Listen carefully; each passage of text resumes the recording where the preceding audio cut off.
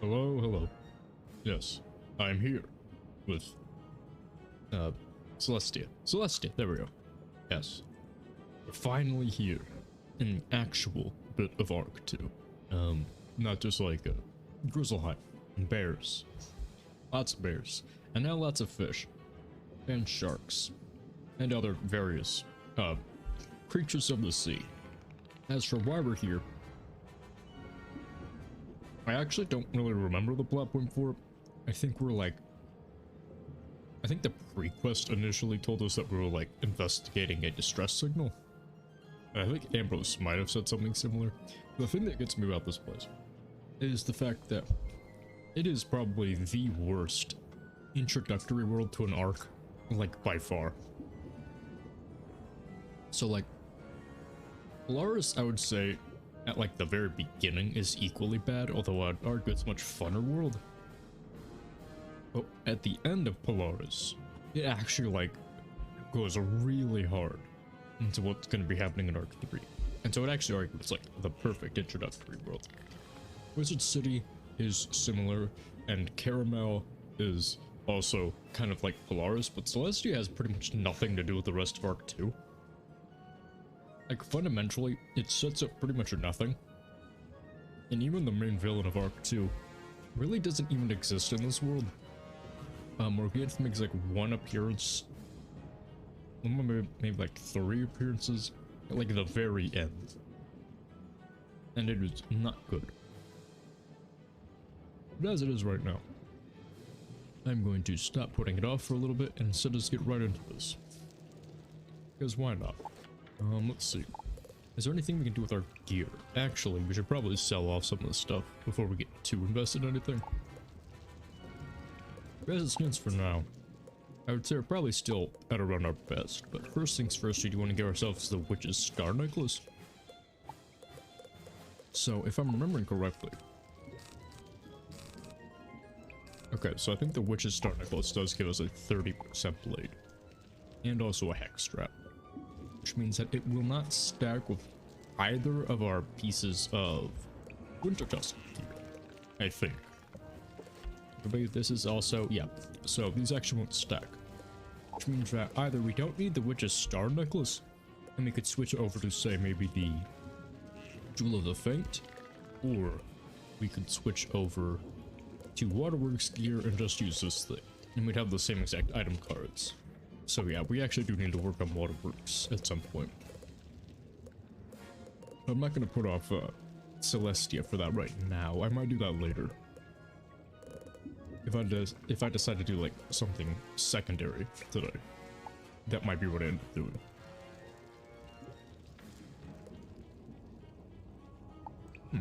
Oh yeah, that's right. I mentioned this before. This is kind of interesting gear. This universal gear that we got from the Dusk. It is pretty cool. Anyways, let's see what this very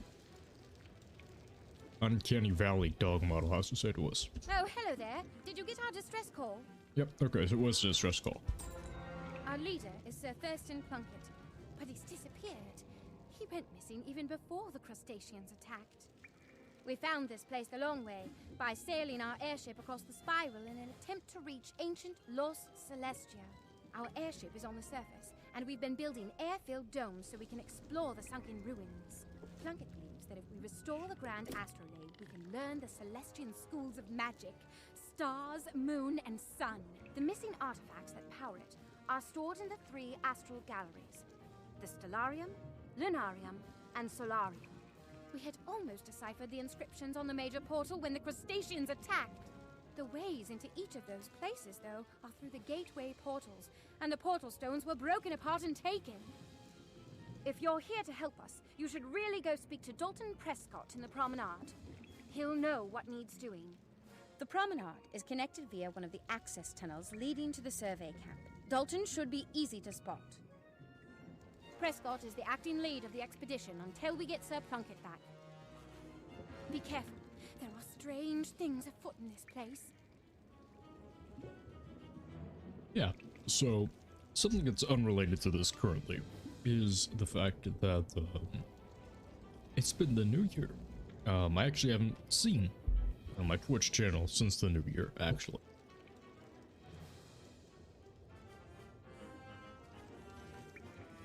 Hopefully everyone had a good new year.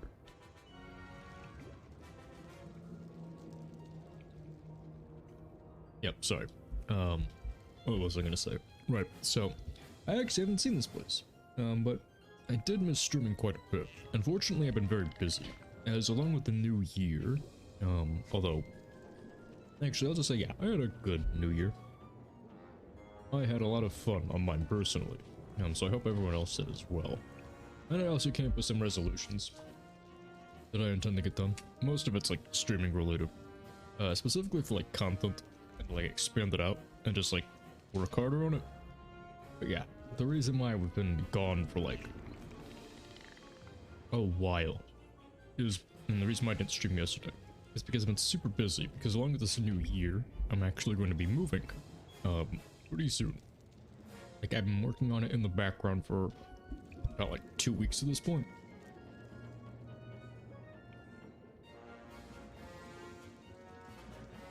But I still need to do a lot more, like last minute packing and stuff. Along with, getting some other things in order. So with that in mind, we're actually going to be streaming not as long these couple of days, so Celestia might not be finished this week, but when everything's all said and done, I should be able to knock out Arc 2 pretty quickly, because when I can get my waterworks gear, it shouldn't be that difficult, like at all. So yeah, we'll just have to deal with that when it comes. But with that in mind, the streams will probably be cut down to like 2 hours each, which is ironic that I'm taking all this time to explain this instead of just getting stuff done. But I like to let the dialogue play without my interruptions. So anyways, I believe this guy only gives out crafting quests, so we actually cannot complete it, but we can at least try. Good day to you. I am Ogden Peak, a fellow of letters. I recognize in you, if I may be so bold, I can be of aid to you in your studies, but I must have assistance with my own work. Shall I elaborate?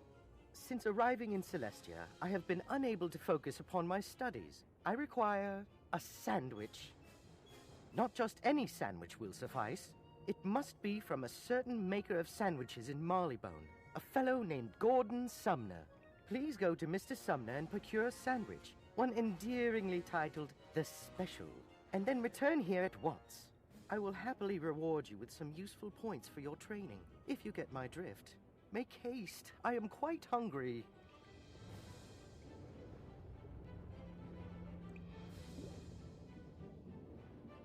Perhaps you can help me if you've got the time to spare. I'm a journalist traveling with the expedition. It's my duty to chronicle the exploration and to provide information to my readers about what Celestia was like. To that end, I need to learn all I can about Celestian culture. The Celestian zodiac fascinates me. They left teaching devices around their city so that life was full of knowledge about the stars that guided them. Could you read the Celestian tomes of the zodiac around the city and learn about them? Your help will be invaluable.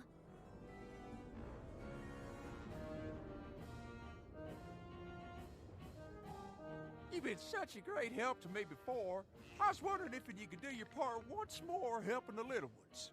I got a bad feeling about this place, and when I heard that there was a family of lounge lizards making their home, I came a-running.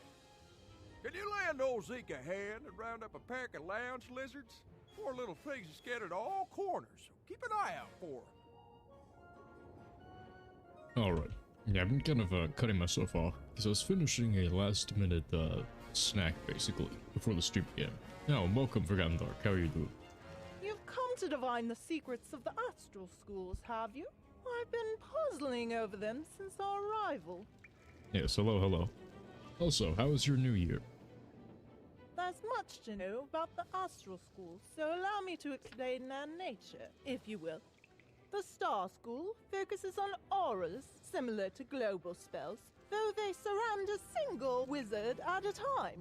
The Moon School governs transformations. Transformations change you into new creatures with new spells and abilities. The Sun School spells are enchantments, powerful augments for your spells beyond any you've yet seen.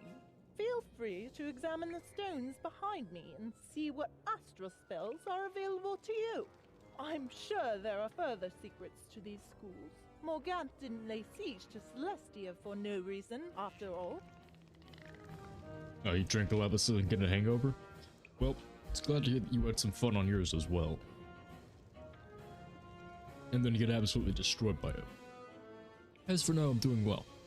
I've been curious and wanting to get back to my streaming since then. But I've also been very busy around this time of the new year, as I was mentioning earlier. So streams might be a little bit shorter than before. I might not do 2 a day because of that, but hopefully I'm able to make a lot of progress in this today. Rather than being busy, I'm good. Oh, you're kind of both at your streams? Oh, well thank you. But also, I apologize, because you're probably going to be bored in the future. I was mentioning this earlier before you swung by, but I am in the process of moving in the new year. And I haven't like posted on Twitter or anything. I probably should. But I've been working on that in the background for a little bit. So with all that in mind, I'm going to have to keep streams a little bit shorter as I finish up packing and buying things for my where I'm going to be moving into. Awesome? Yeah, unfortunately. What's this? The special? Is this a joke? Oh, goodness. I remember that Peak fellow. He somehow thought I was a regular cook and this is a regular snack shop. I would sell him a handful of pet snacks folded between some stale old bread heaves to keep them dry. I'm fresh out of the things I used to put in those, though. If you can bring them to me, I'll make another sandwich for Peak. I used to put nettle root, medium fish, stinky cheese, and some golden squash in those bundles. Good luck finding those. This guy's a dick, but whatever. Yeah. I mean, I guess it's on him, technically, for asking for the stuff. Do I have any of these? Normally I have them just, like, immediately lying around. Yes, I appreciate you, swinging by. And hopefully I'm able to entertain you while I am here. Let's see. Okay, so we have a golden squash. We have the medium fish, nettle root, and do we have stinky cheese? We do. Okay, so we have everything. Why is it telling me I need to collect this? Hang around for as long as you can. You gotta run another hour before you head home. Oh, okay.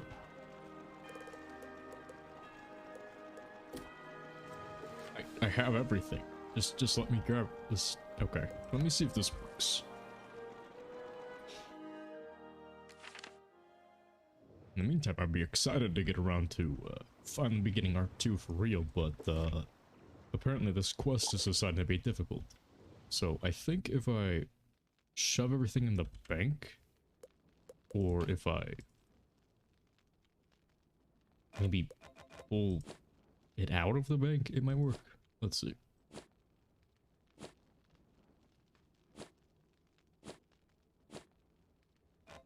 Okay, so we already have a golden squash in there.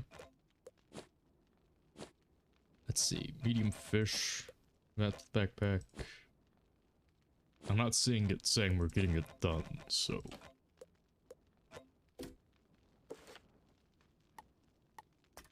Yeah, I don't know, this is weird. Put one thing in, pull it out. Wait, golden squash, nettle root, medium fish, stinky cheese. Okay, yeah. So it's not working. Okay, second thing we can try. Bizarre. Is like buying it there. Or maybe if I just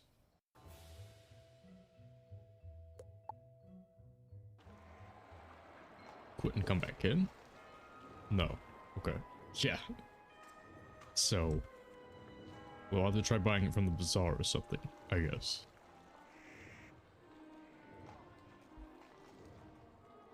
Yeah, beyond that, I've been working on other things. But playing Spider-Man actually made me want to finish it pretty soon. I might end up just redoing the schedule, where I just play Spider-Man a little bit more until that's finished. Because I've been having a lot of fun with that one. Because I do kind of want to start up, like, 2 separate things at once. That sounds good? Spider-Man was a lot of fun. I mean, I want to make progress in Wizard101. Change it from Wiz for a bit? Yeah. I mean, I like making progress in Wiz. I still really like the game and all. But, you know, playing through Spider-Man, I only ever played on stream. So, we're kind of reaching the climax of that game. Like the peak of its story. So I'm kind of curious how it's actually going to end. Because we're getting really close to the good part with Doc Ock, I think. And personally, I think it's going to be great. Okay, so let's see. There's no reason that everything we need shouldn't be in here. But it's super expensive for some reason. Golden Squash. Oh, okay, yeah, so I just have to buy it now. Great. Okay, so... Golden Squash, Nettle Root, Stinky Cheese... Wait, there's a medium fish. Forgot about the... There it is. Thanks, Wizard101. Really appreciate that. That I have to...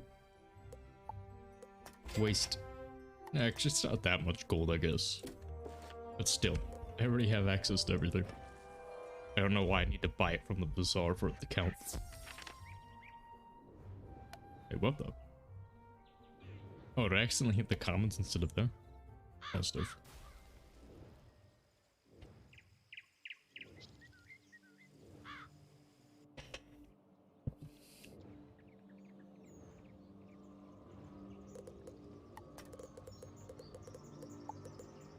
Alright, Gordon Sumner is in Marleybone.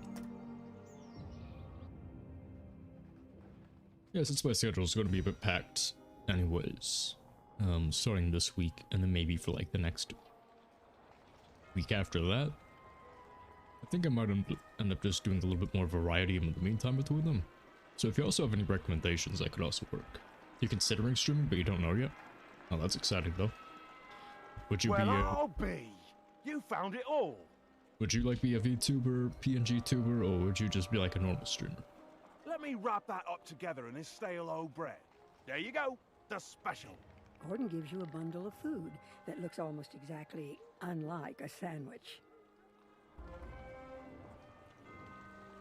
Man, what a guy.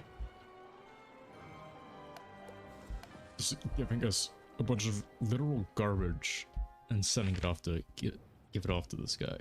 Then again, I guess he literally asks for it. So, yeah, maybe it actually does taste better than you'd think. Either way, we need the trading point, so let's just grab it. You'd be a PNG streamer, probably? I can hear you over the grumbling of my stomach. That looks delicious. You've been so helpful. I wonder if I might impose a gain, however. In exchange for a point for your training, of course. I made arrangements for my house sitter to take care of my dog, Arrow, while I was away. But I fear he might be lonely still. Yeah, you becoming a PNG streamer, PNG tuber would be pretty exciting. I promised Arrow a little plaything when I returned. Nice little collar for it to wear. It's been so long since I left, and I'd like to do something nice for my doggy until I get back. Could you visit the pet shop boys in Wizard City, pick up the collar, and deliver it to my house in Marleybone? And we'll just leave a mark. And know what you want to do. Yeah, you said still have to get it done. Well, I'm not sure if you'd want to commission it or make it yourself. But there are a lot of artist VTubers with connections like that who would be able to make a good PNG one pretty easily, I think. For relatively cheap if you would want to commission it and not just make it yourself. But yeah, that is exciting. Having more people join. Let's see. On my head, right. Wizard City.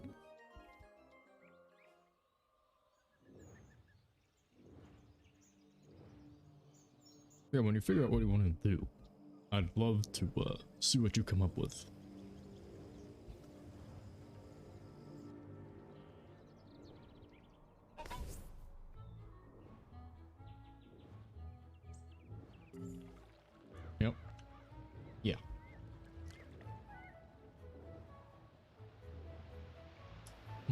though. I need to talk to this kid.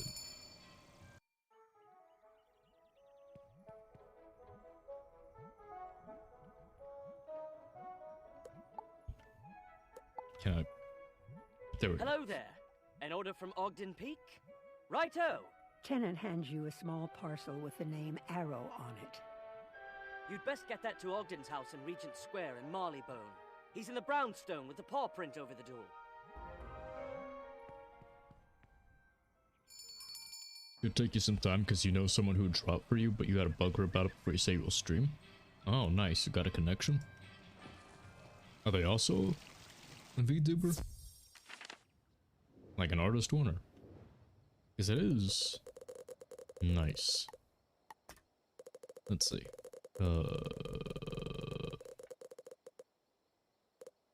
Right, Marleybone. Oh, that's right. It also clicks on it automatically. It's been a while since I played this. Oh yeah. Before you say you decide you will stream. She's just an artist? Oh, okay. But yeah, you've already said it here, which means that it's going to exist in permanence forever. You hear loud and vicious barking through the door and are just about to knock when... Hold on there, matey. This here apartment's off limits. There's a wild animal loose inside there and it's not safe to enter. Yeah, the other thing is new. It was like in the most recent update. What's that? You got a delivery from the owner? Some sort of collar? Fair enough. Push that right through the mail slot, will you? You place the package in the mail slot, and a moment later the barking subsides. The dog sounds happy. Good job there. I'll head on in, see if I can make friends with that pup. You'd best be getting back to the owner. Wait a minute, so the dog guy owns a dog? I'm not gonna question that. Meant to be real, but I still gotta deal with it. Alright. Get it dealt with. Yeah. Well, when you figure it out, you can always just come back to this VOD eventually. And think about how much progress you actually managed to make. Let's see. Celestia, there we go. But yeah, thankfully I already had my idea for what I was going to be doing, which was this. Did you deliver the present? I hope Arrow was a good little dog. Yeah, because otherwise, coming up with what you actually want to do seems like it'd be kind of difficult, just like randomly. If it wouldn't be too much trouble, there's one more favor I'd ask of you. I'll happily aid you with your studies in return. I feel terribly uncivilized without my tea. Is there any chance you can craft for me a tea set? It must be to these precise specifications. Ogden describes a highly specific set of requirements for his tea set. You can get the instructions to make a tea set from Torald Wayfinder in Grizzleheim.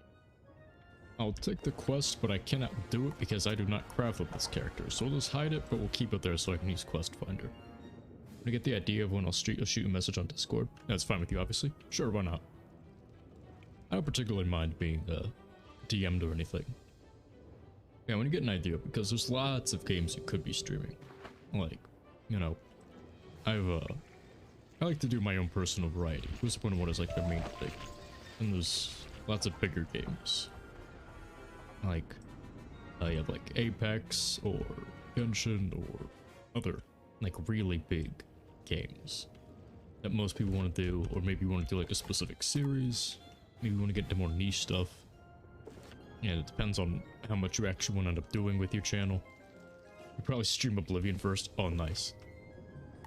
I actually want to stream Oblivion, but with me streaming Skyrim for the most part, I feel like it would be a bit out there in terms of clogging up with Elder Scrolls stuff for now. Yeah, Oblivion's a really fun one because, you know, I thought about this before, but I have a lot of anime mods in my Skyrim playthrough. But Oblivion, you basically can just be an anime character, just like automatically with just the vanilla stuff going on. Right? Because the skills in that game are so ridiculous. You still have hand to hand, so you can like karate chop people.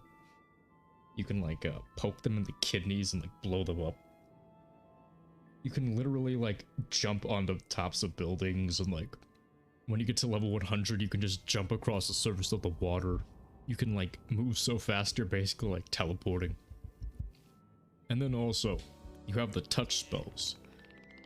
So instead of like having to have like a separate mod for the Chidori, you can just like pretend that it's the Chidori and it works automatically. Oblivion is a special game. Oblivion is a weird one, but I really like that game.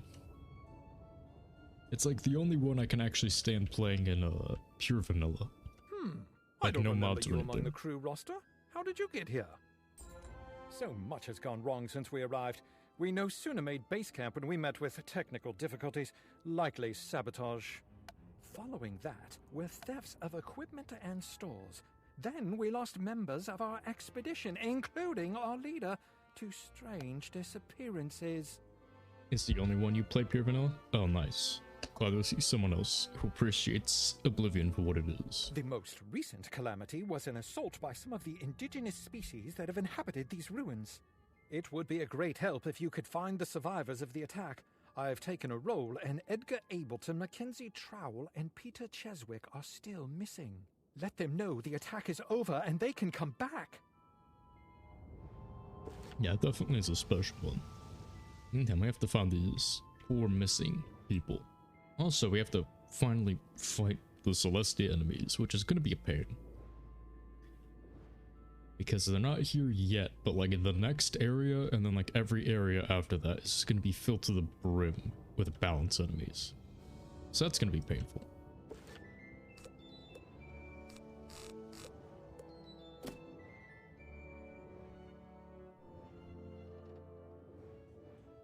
Thankfully, these fire enemies aren't that hard, but it actually always has been like a really surprising jump in difficulty. Because you go from like, because if you don't do Winter Tusk or anything first, you just go from Dragon Spire enemies who still start with 1 pip to these guys who I think start with like 5, and they just like immediately hit you with like 2 1000 damage spells, both of them. And then you start the fight, next thing you know you're like half dead. 4 or 5, yeah. Is it safe to go back to the promenade yet? I've been hiding here for a while now and am a bit cold and hungry. I still remember my first time in Celestia. That was a trip. Just walk in here, and next thing I know I'm like half dead, and I end up like beating the very first fight with like 300 health. And then I realized, oh hey, I might actually need help for this one. Granted, I didn't know how to play the game as well back then, but still. It's kind of neat. I'm gonna be heading home now because your boss said it's good for you to leave. Nice. Well, have a safe trip home. You have an awesome boss? Yeah, that is pretty cool. Because it's... Well, actually, I don't know what time it is for you. But it's like what would be like the middle of the workday for me. But yeah. I'll see you in a bit. Yeah, I'll still be streaming by the time you should be able to get back home. So have a safe trip back. Yikes! Please, don't hurt me. Oh, you don't look like one of those who attacked our camp. It's safe to go back, right? Very well, then.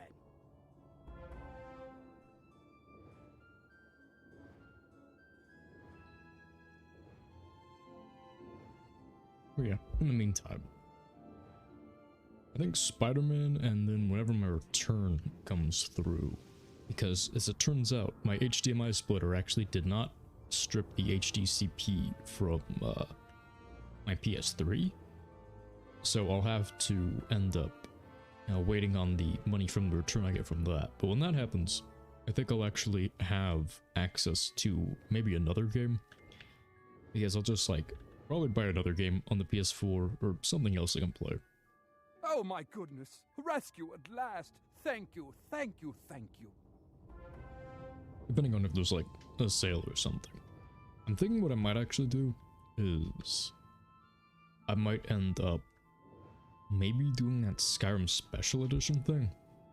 Because my idea is that with all of the Creation Club content installed, the PS4 version also being pretty much the closest thing to vanilla, I'm kind of curious about what it would actually be like to play that without like any mods. Wonderful work. We're explorers, not adventurers, and the attack caught us off guard. It stands to reason you came here answering the distress call from Sir Thurston Plunkett, yes? I'm afraid that Plunkett disappeared a while ago, just after we began to explore the ruined domes of Celestia. He left his notes with us, but they seem to have gone missing in the recent attack. Can you take a look-see and gather the missing journal pages? I sure can. But yeah. In terms of the Skyrim thing, I think that would be the easiest way to distinguish the two, between the anime mod one and just like a regular vanilla Skyrim one. Because it would be mostly vanilla, but I'm kind of curious to see whether or not the PS4 one actually becomes playable. Because yes, for a reason, I actually do own the PS4 version of Skyrim, because I didn't actually have access to this computer I'm using right now for like 2 years. So, in between that time, I was actually just playing on the PS4 whenever I'd want to play a game like that. And surprisingly, it is somewhat playable. But the Creation Club has gotten a huge update with the 10th anniversary of Skyrim. So one of my biggest complaints was always like, well, I suppose I would get into like the whole thing about the Creation Club and paid mods and stuff. Much obliged. You hold on to those pages in the event you find Plunkett. I've some bad news. Well, more of a spot of bother, really, but it needs to be addressed. The crustaceans broke the dome, and I'm struggling to find a means of repairing it. We kept a supply of sealant on hand, but they seem to have taken it. Can you go and see if you can recover the bottles of sealant from the crustacean pincers who took them from us? 4 bottles will do it, I should think. So this is completely unrelated to Wizard101, but this is actually kind of a topic that I might end up like wanting to make a whole video about at some point, because I actually did want to like make some YouTube videos as one of my New Year's resolutions, just so that way I can actually use the YouTube channel for more than I currently am. But yeah, one of the things I've always felt. So like, otherwise I wouldn't recommend like buying Creation Club content for any reason, but similar to when I was like younger and I actually had Oblivion on the Xbox 360, I was actually always like a fan of the DLCs they had. Like, disregarding the horse armor, I always felt that that a lot of them were pretty solid. Right? Like, the spell tomes were nice, Battlehorn Castle was really good. Like, really, really good, actually. Because it was not just like a house mod, but it was also like a quest mod. It had weapons and stuff. It was all like well thought out. And so in my mind, right, particularly for like console stuff, and specifically for PS4, thanks to Sony being weird, I'm actually of the opinion that, oh great, first we finally got this thing. Oh boy, that's gonna be fun, having access to these. But yeah, just getting non-stop because of the Celestian Totality set. I'm looking forward to that. But yeah, with that in mind, one of the biggest complaints I had is because Creation Club didn't get like any updates for like 2 years. But if it did get like regular updates, I actually think that it could have had like the potential to actually be like somewhat good on the PS4, just to get access to like more content on it, because of how restricted it is. Like, no matter what mods you add on the PS4 version of Skyrim, it's pretty much always going to be vanilla, because it makes it, you can't add anything new. You can't add new scripts, you can't add new models or anything. So playing it is basically vanilla Skyrim no matter what you do. And so I was kind of curious, because otherwise I wouldn't purchase it at all, but just in case, you know, with the whole new large update that came with the 10th anniversary edition, like, I wouldn't otherwise pay for it at all, but I am genuinely curious about what would the PS4 version of Skyrim look like with it.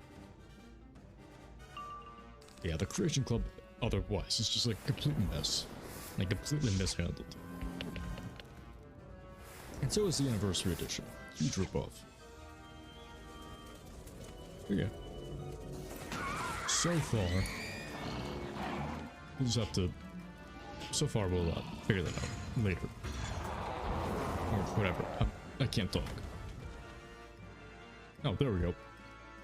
With like 30 universal resist, we still took like almost 1,000 damage.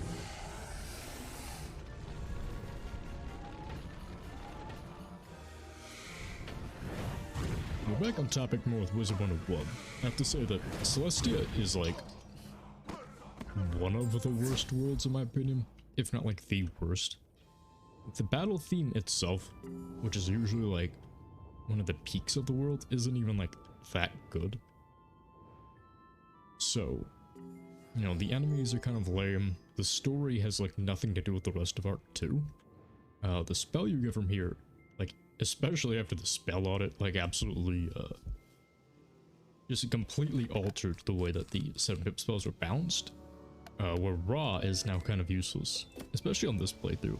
Celestia is like the biggest roadblock of boredom in my mind. Not to put too much pressure on you, but we're losing pressure. Oh, smashing! You've got the sealant. Now go to the cracks in the dome and apply it just so. Like, I'm generally a fan of like Wizard101, like overall, but yeah, Celestia, like thinking about it, like as soon as I was coming in, like I was all excited to like do it before the stream began. But, like literally 5 minutes before we actually like hit the start streaming button, I then remembered, wait a minute, I actually kind of don't like Celestia.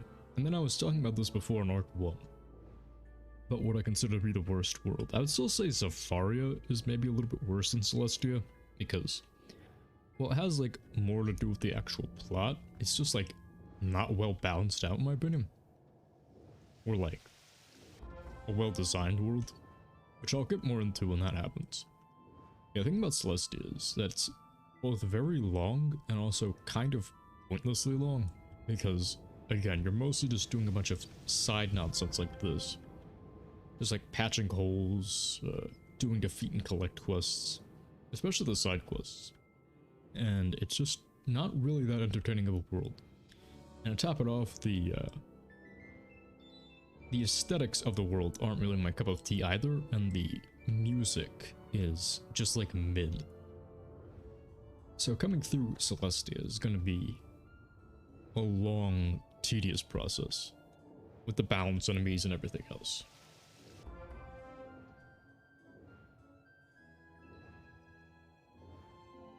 So yeah, if I had to rank the worst Wizard1 worlds, I'd have to say honestly that I think Zafaria and Celestia are probably like the two worst in my opinion.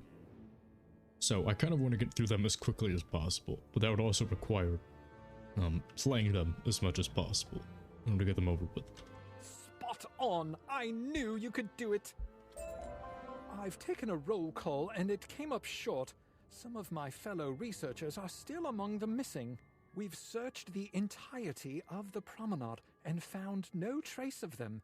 As we say in the explorer business, it's hat and whip time. Could you search the pinnacles for clues to their whereabouts?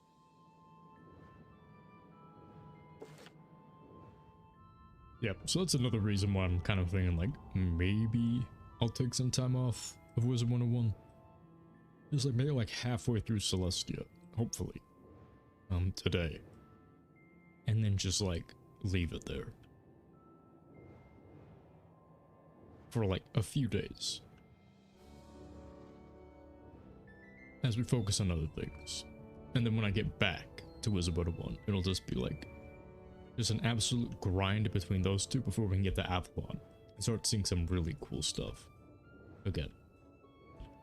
You find a tiny piece of rubble with a stone carving on it, part of a larger stone building. Yeah, let's see. Kind of having trouble finding the lounge lizards. I definitely need to pull those two up too. They're probably also some of the most well-hidden things. You find a golden pocket watch. It looks strangely familiar. Have you seen this before? Like, out of all of the Zeke quests, I'd have to say that those are probably the most difficult. Because if I remember correctly, like, some of them are just like in the most obscure places possible. You find a small piece of shell that looks like it came from a crab. Well, there are crabs all over the place. Yeah, that is the one thing though. That's kind of disappointing about Celestia, is the fact that it reuses so many models from the from like the different areas. I don't know why they I guess it's because like they were released around the same time. I believe Celestia came out and then the original version of Crab Alley came out, which is why they use the same models. Yeah, it does feel a bit awkward that the quest line, that all of the underwater creatures throughout the spiral are like the same.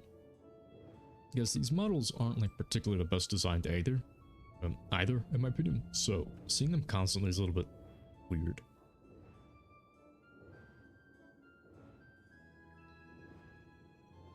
I think the thing is, they actually do have like somewhat strong designs. I'm no Sherlock Bones, but by the look of things, this is some incontrovertible evidence. 1, 2, 3. 1. That piece of shell belongs to a crustacean. 2. That watch belongs to Barclay O'Brien, one of our expedition. He was so proud of that watch, he mail-ordered it from a dealer on Firecat Alley in Wizard City. Barclay wouldn't part with it for anything. And 3. That piece of stone looks like it has the same pattern as the 2 big stone towers at the center of the pinnacles. It looks like the crustaceans took members of our expedition and locked them into one of the pinnacle towers. I'll bet that one of the crustaceans in the area has to have a key. Go and defeat one of them and take it, then make your way into the tower. I think part of the issue with it, as I was saying, is that they have kind of strong designs, which isn't, like I said before, I don't think they look good particularly, but they look strong. So it's weird that they where are we headed? Yep, so it's weird that we fight them so early on in Wizard City now. And so them reusing the design, I think, is because you associate it with like a much weaker enemy. It just not only gets weird to see them constantly, but also they don't really seem as cool as they otherwise would be if they were like brand new designs.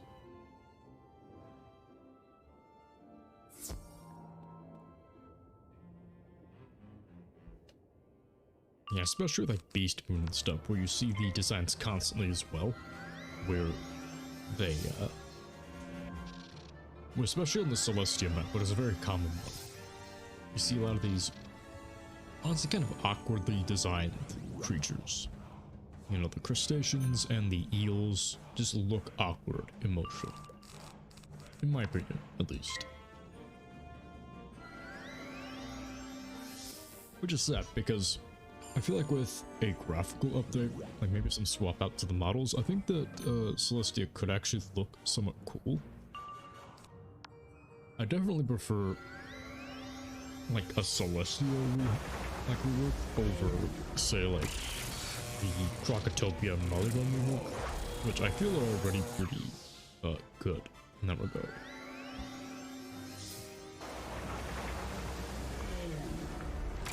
Like I feel that a lot of the other Arc 1 worlds, with the exception of like maybe Mushu and cutting down on like the just sheer amount of bamboo, I feel like a lot of the Arc 1 worlds are otherwise like graphically and design-wise solid, but yeah, if Celestia got a rework, I feel like it could be better, because it really needs like something. Otherwise it'll always just be that one weird portion of Arc 2, which I've always just like wanted to kind of like skip over if I could.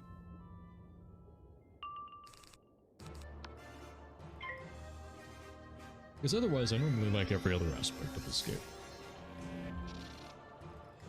So it's weird for me to have to like think about it like that.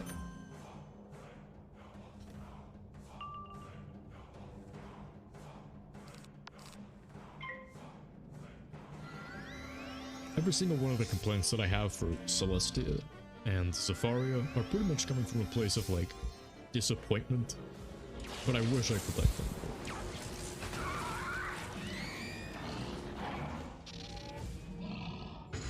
Because Wizard101 probably is like one of my favorite games personally. Also, I'm not sure if it's just like me on my end, but the sound effects are sounding very loud for me. Like, I'm not sure if they're like actually completely covering everything I'm saying. I don't know. Let me see really quick.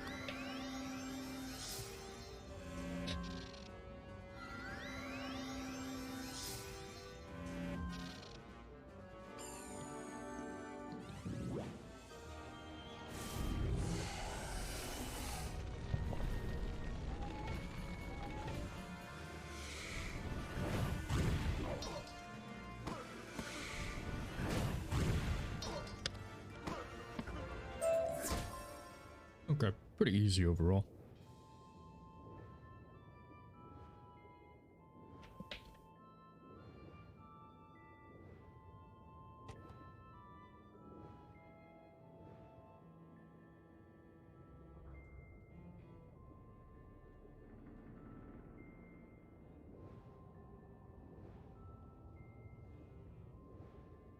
Yeah, so what I was saying is, this is where we're gonna start seeing a lot of balance enemies. These, crab guys, and then the sharks in the... I think it's the next area. Oh, there he is, over there. Yeah, balance enemies are gonna be as common can be in Celestia. You're right on time! Or perhaps early. Or late? What's that? My watch! Oh, thank you mightily. Rutherford's upstairs. You go get him and I'll scoot. See you back at the promenade? Look me up when you get back to the promenade, won't you? Well, I'm glad that watch we made ended up getting some sort of usage out of it.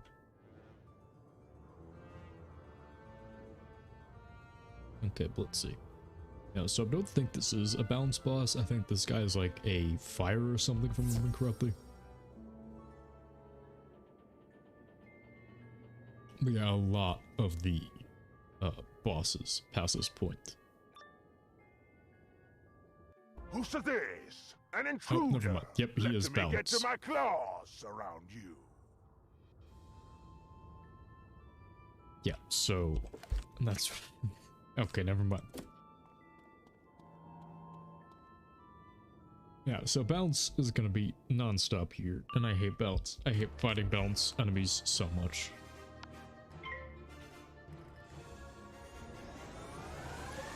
Well, we'll just have to deal with it.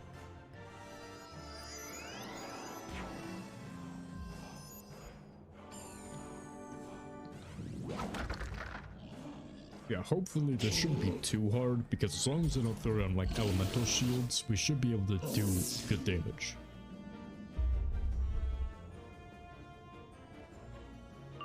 Yeah, so 3 blades without an elemental shield should kill.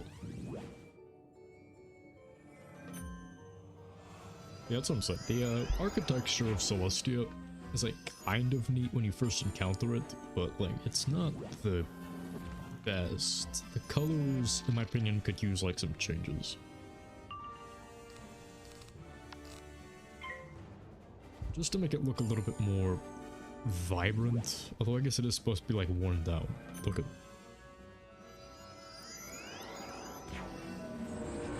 Let's do it. Seeing all of the same models get reused constantly, and then like the not entirely great looking architecture doesn't really work out as well, in my mind. It does get kind of tiring to see so much sameness going on with Celestia. It's not even like Mushu, where it's like the same exact textures and stuff being repeated. Or, I mean, I guess it kind of is, but not to like the same extent that Mushu is. Because Celestia had like way more development time as far as I can tell, and was also just like generally just better made. So it's kind of weird. The crustacean drops a big piece of stone. It looks familiar, like it belongs to the portal back in the Celestia base camp. Yeah, so it's kind of weird to me personally that Celestia, despite being worked on for so much longer, and like being released as like its own gigantic thing with commercials and everything going on, it feels similar to Mushu in that regard, where it's all kind of samey looking and all like reuses a lot of the same models. It's just weird. The chariot races across the skies, a sign of travel and victory in battle. Luminaries, or leaders, ride in chariots, so it is a sign of nobility and favor. Interesting. So it's like actual zodiac signs then. I heard the sounds of a duel and wondered if the cavalry was on its way. Huzzah! I hate to leave my work unfinished, though, but I'd best get going now that the coast is clear. Thanks once more for your help. Terrible fright, that. I thought I'd never be free. However, there is still valuable work to be done, and I'd be eternally grateful if you could help me with it. Yeah, and also I think we're still missing one person. Could you find a particular stone tablet downstairs and make a rubbing of it? That should do nicely. Here's a piece of crayon and some paper. You'll know the tablet when you see it. Be thorough. Yeah, I think we actually are still missing one, because I think he said that 3 of them were missing. But I think we've only found 2 so far.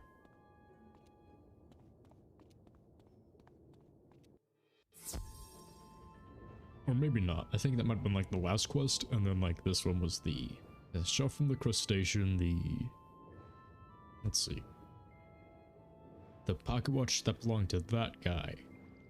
And then there was something else. I don't know, maybe it was just the 2. Either way, who cares? Just some random lost Marleybonians.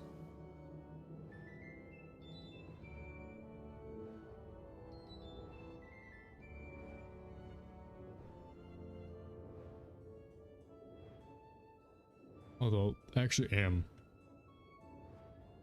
somewhat also kind of like unsure about how to feel about Celestia in that regard. Because I do think that the idea of like... I do think what they were going for was kind of neat. Can I... You follow Okay, there we West's go. instructions and make a rubbing of the inscriptions on the strange stone tablet. Let's see. What else are we doing? Yeah. I do think what they were going for was kind of neat, because while they removed it by now, the pre-quest was like genuinely kind of interesting if they had like kept going in that direction. Because the Marleybonians found this place. Right, like they actually like went out on like normal ships, like the ones we see in Part 101, and just like found the sunken city of Celestia. And us coming here through the spiral door was only possible because of their efforts. And so I actually do think that the Marleybonian subplot is actually kind of like genuinely interesting as like a concept, like lore-wise, but beyond that, it's still like not handled the best, even in this. But I do think what some of the story beats they're going for had some genuinely interesting bits to it. Very nice work there. I should be able to translate this in a jiffy. I think I have it. If I had only thought to bring a copy of the Stone of Mazaroth, then I'd be sure of the translation. That said, I believe the tablet confers some sort of water-breathing ability upon those who touch it and read the instructions. The words are in ancient Celestian, but as a wizard, you should have no trouble remembering strange incantations in ancient languages. Yep, that is something that we do. We get those from our teachers all the time during spell quests, and somehow we manage to remember them. Even though I'm terrible at stuff like that. I can barely remember what's told to me like 5 seconds ago. Especially if it's like a weird word. Oh, welcome Ting. How are you doing today? Yeah, we end up remembering weird stuff like Hazak, Shadiba, stuff like that. It's weird. They're weird sayings. Thankfully our character can remember everything. Except for puzzle solutions half the time, but... you know, that's just a gameplay thing. You speak the Celestian words, and as you do, you feel a strange change coming over you. The feeling soon passes, and you feel normal again. Oh, nice. Yep, so add that to the list of our abilities. We can now breathe underwater. Like, just forever. There's never, like, a stated, like, limit on the length of time, so yeah, our wizard can now just breathe underwater freely, no issues. Just forever. Like a fish. Oh yeah, you're farming team MVP? And you're sick of it? Oh, that thing. Yeah, I've never even bothered with those achievements. trying to get the tiny little apartment.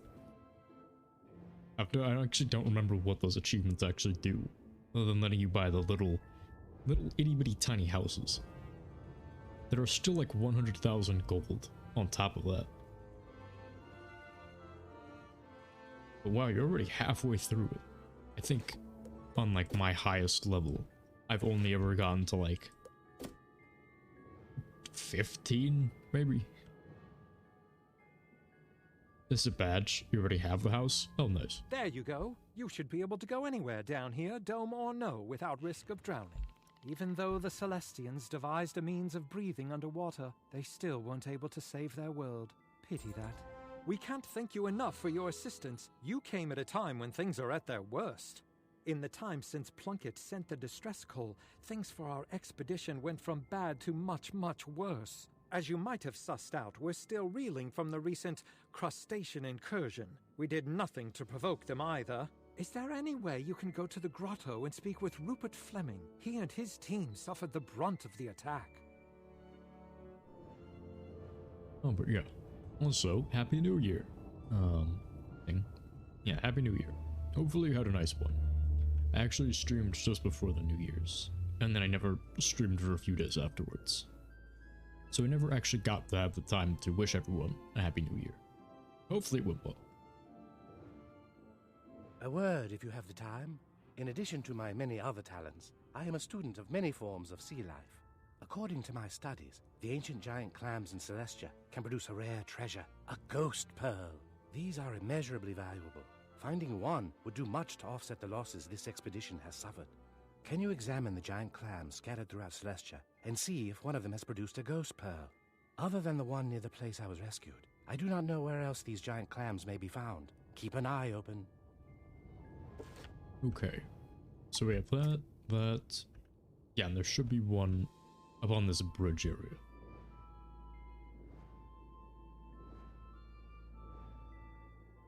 Yeah, there she is. It's weird because I'm pretty sure this is the same girl from like the very beginning of the base camp. Actually, we can see. So this is Grace Conrad. Oh, never mind, it's Edith Benchley. Okay. But I swear we see her again at another point. And she just like looks completely different. Despite having the same name. You want to see the house? I've already seen it before. But yeah, I'm familiar with it. But I just couldn't be bothered to actually like unlock it myself. Pardon me, but could you perhaps lend a hand? I'm working at repairing the leaking dome and need some help quickly. The crustaceans, you see, are none too pleased with us being here. They wrecked the dome in hopes of driving us off. I have need of some pieces of scrap metal. Any will do, really. The metal of the dome is weakening. We need to get it fixed. There are so many leaks in the dome, I'll be patching them all day. But I've run out of supplies already. I noticed a pile of scrap metal in the pinnacles. Would you be a dear and fetch me some? Thanks. Yeah, I'm very familiar with it. Because I was interested in the house initially. And I was like looking at it, checking it out, seeing other people's versions of it. And then I saw the requirements for it, and then I was like, nah, never mind. I say, could you lend me a hand here? It's basically just like a remodeled version of the Wizard City house. It only costs like 10,000 gold. The weird, I don't remember the name of it, but it's like something castle. It's like the basic Wizard City house, and it's like the same interior with like a slight backyard attached. Kitchen. Edward Kitchen, Chief of Security for the expedition. Pleased to meet you. No, don't blame me for this mess. I was just appointed when our prior security officer quit. I was the cook. Now I'm somehow meant to devise a defense against the crustacean attacks, and I've no idea how they even use those spear things they wield. Oh, you mean your decorations? Sure. I suppose. Could you be a chum and thrash a few crustacean shell breakers and bring back those weapons they carry? Be certain to pay close attention to how they use them so you can teach me. That way, I can defend against them. I mean, it mostly depends on how much you actually, how much you decorated, though. But if you like actually like go out of your way to make your houses look nice, then sure. I'm interested in seeing what you got. Okay, let me just IZLADIWA.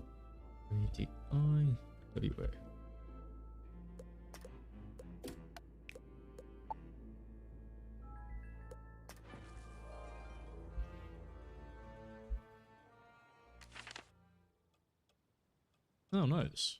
It actually is like decorated. Oh, wait. Okay, that changed everything. Ooh, also, music. Wait, you have Malister just flying around your house?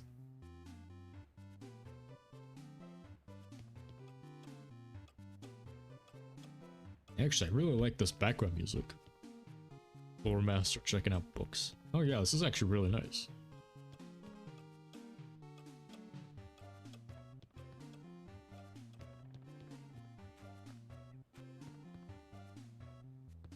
Wait, what the? I've never seen that before. Is there like a Mander plush thing you can get? At first I thought it was like an actual Mander or something that you like got from like the Tomb of Storms or something. Or like from the Pyramid of the Sun or something, but no, it's just like a weird, slightly differently sized plushie, I guess. You got that like 2 years ago? Yeah, I've never seen that. But it is pretty neat. Yeah, I do like the way you decorate this place. Oh, it's a pack item. That makes more sense. Okay, so here you've got your wand wall. I see you got the code wand. That's nice. Along with the various other ones. You know, I will say one thing. I've been hating on Celestia, but I do think some of the gear designs are pretty good. Like this crafted wand looks really good, I think. Is there anything in the backyard? Oh, wow. Okay, that's a lot of gummy bears. Oh, I'm sorry, they're gummy bears. You have to really emphasize the goominess of them. You get your little backpack butler surfing out cotton candy. I like this. This is actually really nice.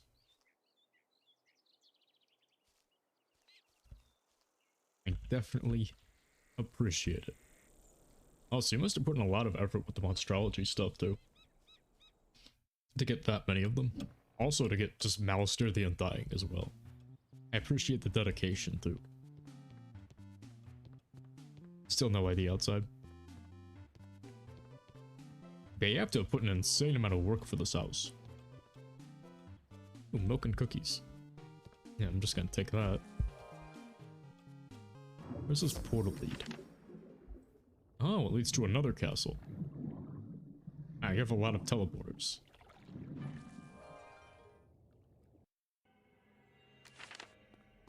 Oh, okay. Bunch of socket wrenches. Oh no, there's no way out of here. Wait, if I leave, I'm actually in the Arcanum? Oh, neat. Okay. That's cool.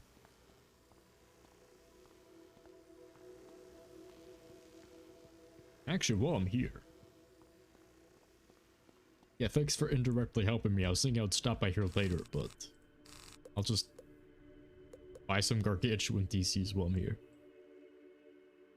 I'll just buy as many as we can. Yeah, I was thinking I need to stop by the Arcanum at some point, so... Thanks for that. Even though... you didn't intend for me to do that, probably. That was very convenient. But yeah, I really like this place. Ooh, and you even got the... Is that a full set of the actual Dragoon? Is that like the full Dragoon Dragonspire set? And I think that's the new...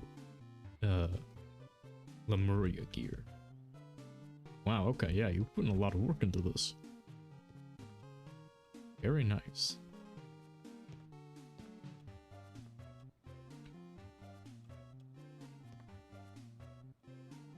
Yeah, that had to have taken forever. I thought of doing like the same thing, but then I was like, nah. And not until it was double reagents again at least. But then I completely forgot about it. So I just ended up like, I have like 3 pieces of the set so far. Also, kind of curious. Okay, so you are using stitch gear. Okay. So when I saw you, I wasn't sure if you were like level 30 or what. But yeah, okay, nice. You have 5 damage, talent, pet. Okay, wow, so yeah, you were very min-maxed. Even got the actual damage ring.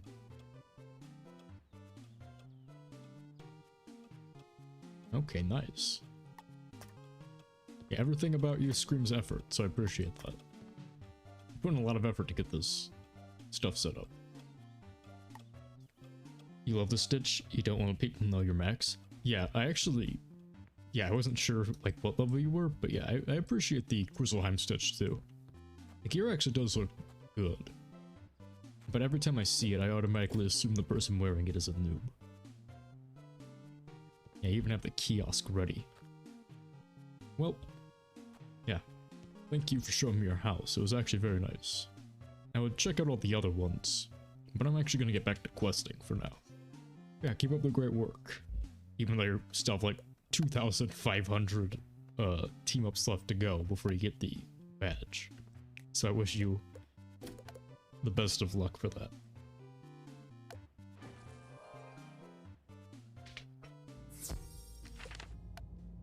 Speaking of, seeing your pet reminded me I still need my mighty gem.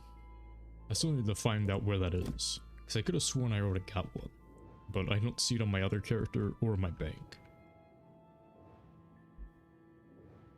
That's hard. Yeah. Well, I wish you good luck. Just don't kill yourself from working too hard on stuff. You know, don't burn yourself out so bad you die or anything. Now wait, do I have to fight the bounce pet but still need socket mighty jewel? Yeah, same. Okay, so I have to fight the bounce ones. Okay. Fine, I'll do that.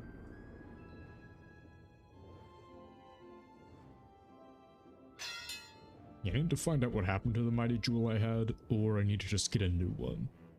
But getting mighty jewels are really hard. I think the easiest way to get them is through crafting, but being able to craft pet jewels is also just generally tedious. I'm not sure if it actually drops from any bosses in particular though. I feel like it does. You have mighty opal. Let's see. Nope, you can only get it from the pet stats jewel, or presumably from leveling your pet up to ultra. If I had gotten that from when I leveled up this thing to ultra, that would be cool. Unfortunately, I did not. Yeah, just getting the titanium is really hard. Yeah, I guess I'll have to AFK some PvP tournaments. You just use sniper for 1 to 149. That isn't a bad idea, for sure.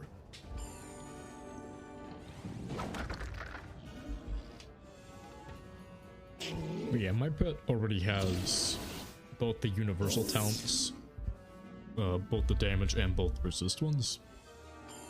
So really I'm set, like as soon as I get the mighty gem, I don't really need it for anything else. Like my myth pet, my storm pet, and everything else, those are already like set up. It's just my balance pet needs its mighty gem. So I can have like the max damage and resist I'm gonna need.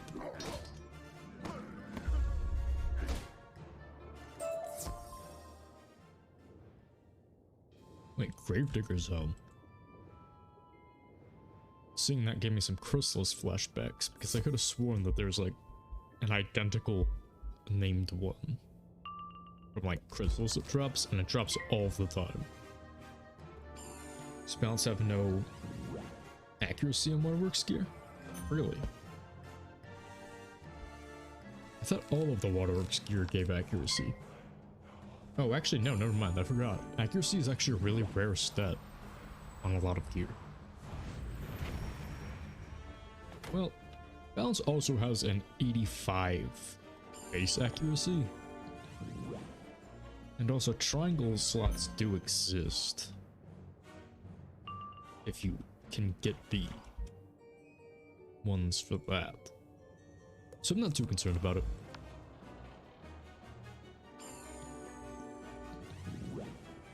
Yeah, I have no problem doing it, but 94 better than 85%.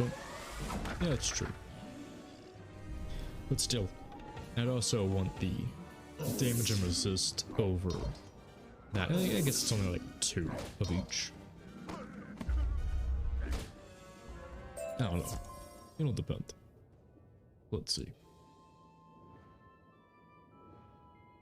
Oh boy, I can't wait to have to feed all these different helms of Celestia in totality to my pet. Might as well get started on that now. I'm surprised we haven't gotten the boots yet though. But I have a bunch of these. Yeah, you know what? I actually really need to make a Bazaar run in that case. Triangle sock, you get 100%. Yeah. 100% accuracy is good, but in my opinion, it's never been as big of an issue as being more tanky, but I suppose the accuracy would help. Although then in that case, I'd actually need to get a sniper jewel, assuming I don't already have one. Honestly, if there was a way I could do it, I'd just use like a Pip of Plenty jewel, if anything. Because I prefer 100% power pip over 100% accuracy. Yeah, because I think I only have 87% right now. Yeah, so if I was gonna suck at anything, I would probably even just like put... Let's see, we have that, sturdy...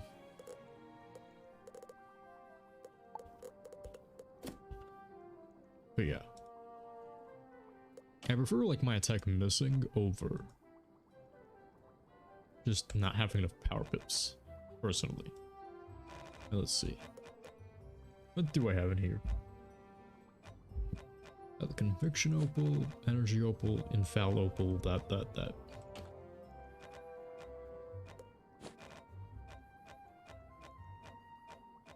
Yeah, I have the Storm Sniper one. Yeah, I think I need Bounce Sniper in that case. Yeah, I need to get the Bounce Sniper gem, and I'm not entirely sure where you get that. I think they drop from bosses, unlike the Mighty Jewel one.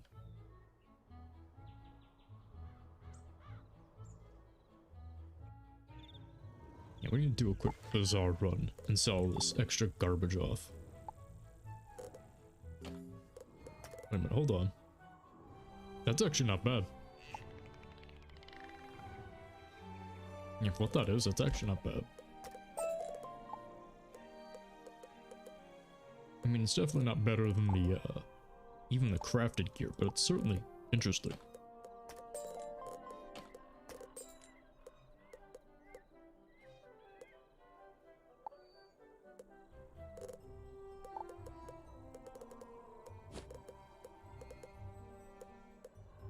Okay.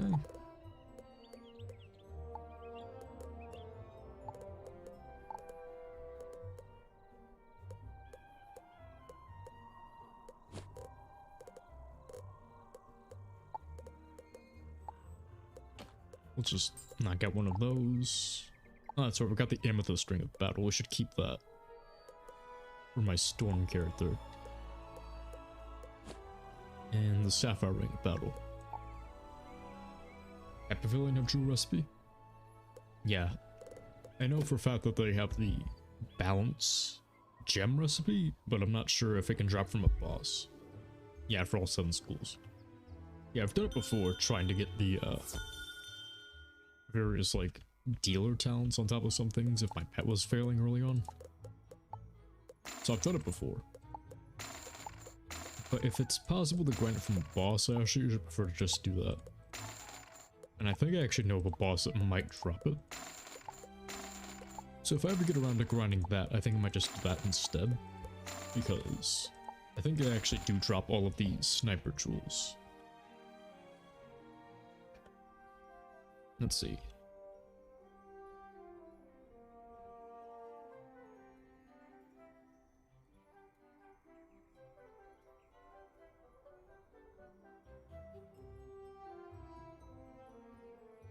It's a balanced sniper citrine, and it does drop from bosses.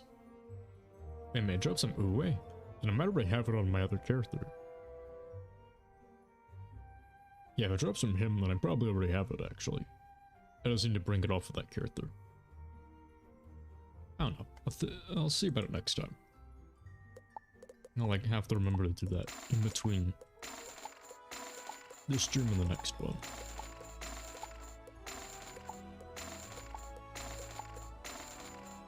Yeah, because like everyone else before Lemuria came out, I was just grinding the caramel bosses non-stop, so I might already have it.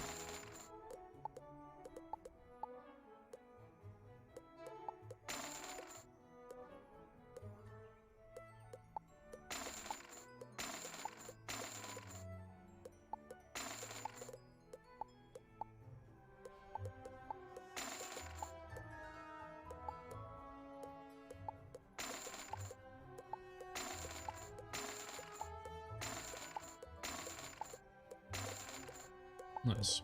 So let's get back all of the gold that we lost by those gargantuan theses, pretty much.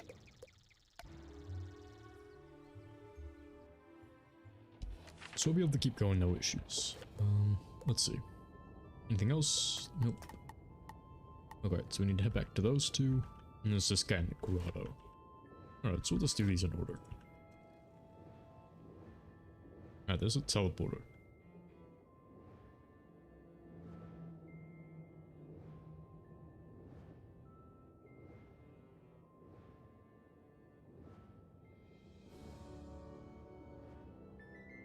Yeah, I was saying that before, but I do think the Grizzleheim gear does look really cool.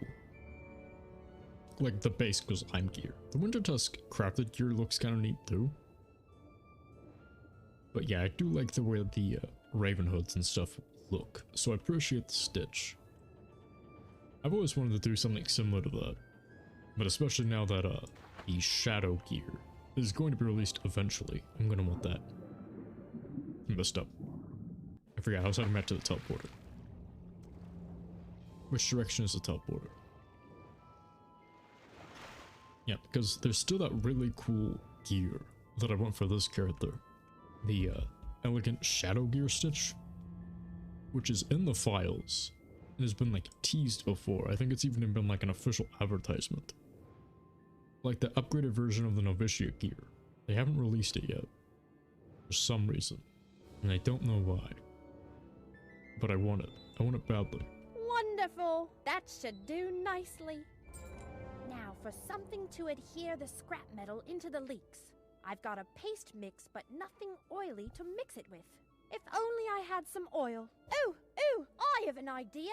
Sea creatures secrete oil. If you could defeat some of them and collect their fish oil, I could use that. Can you go collect at least 3 measures of fish oil from some wild sea creatures? Voltic eels or wingfish will do. That's gotta smell awful. Good show! Now we have a fighting chance! Trying to lubricate your actual machines with fish oil. That sounds like it would smell absolutely disgusting.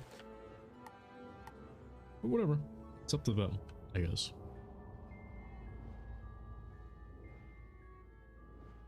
Also, doesn't fish oil turn rancid? Like, pretty fast if it's exposed to, like, air and stuff? I think that's how that works. Like, most organic oils tend to do that.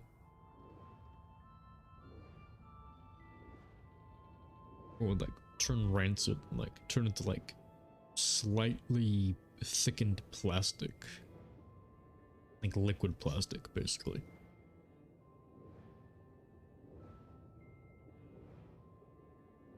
Yeah, it just has bad idea written all over it. Where you get that mount from? Fishing? Yep. I did the several week-long grind of fishing this out from the Polarian shipwreck. I forgot a lot of the fishing mounts. I have the Aquiline Chariot, I have the Malorian Dragon also. So yeah. I really needed this one for this playthrough specifically, but I also like how a lot of the fishing mounts look, personally. Thankfully, it's not hard during the free fishing. It's just really tedious. Oh yeah, I forgot. They have like a noise filter over the underwater sections of Celestia. Which is weird because the music still sounds totally normal, but everything else sounds all warped. You don't like fishing even right now? Oh. I mean, I certainly understand that. After spending, what, like 15 hours straight on trying to get my Malorian Dragon, which I think is the longest I've ever gone in like one straight shot. It was like the 15 hours on like one time. Just to get it, and still I didn't get it. I can certainly understand why you wouldn't like it. Funny thing is, I was fishing like non-stop for like 4 hours at a time, and then before the event ended I was going for like 15 hours straight. I ended up getting them out like a week later. Just randomly using up my energy. You know, it's worth it, because it looks really cool. But still, I can understand why some people aren't into it.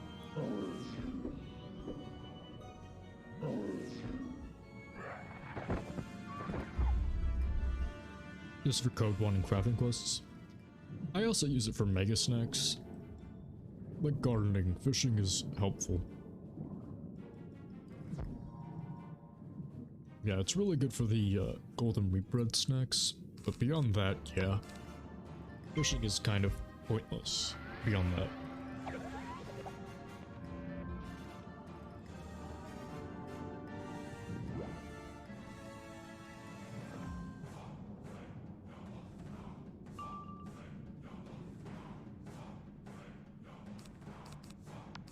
Okay, guess we need to wait for another hit because this guy took forever to get in here. Actually, we need the 7 anyways. Alright, cool. We can just pound over the side.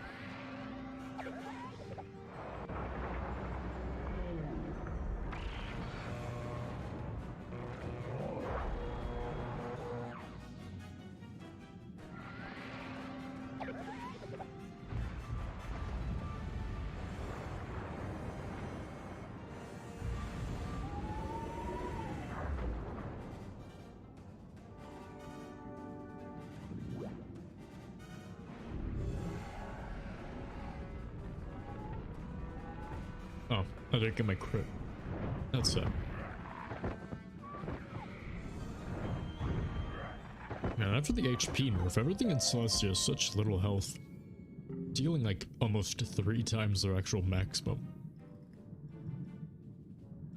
Like we've gone back from like just barely killing in Wintertusk, or needing like 2 hits to kill on like the bosses, just massively overhitting every single thing. The balancing in this game is weird.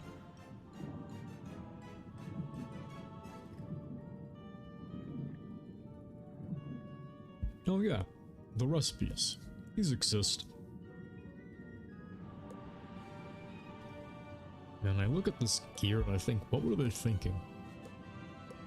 Like, seriously, in terms of like balancing this stuff out, what were they thinking? No resist and none of that. Just damage, crit, and accuracy, funnily enough. If we would have max accuracy, we could use this. And when you actually look at some of the stats that the crafted gear gives, I don't know what was going through their head when they were thinking about like, this is the baseline of what your stats should be.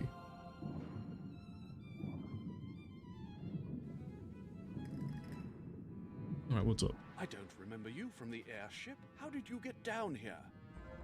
We were captured by the crustaceans, but the whole experience has turned into quite an education.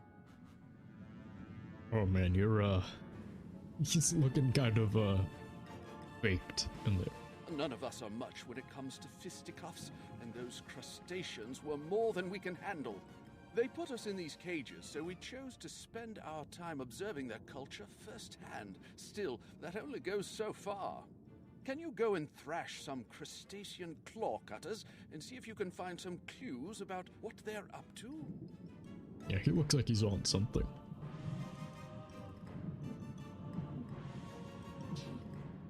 Okay, in the meantime, I'm actually going to do a quick BRB, so I'll be back in like 1 or 2 minutes.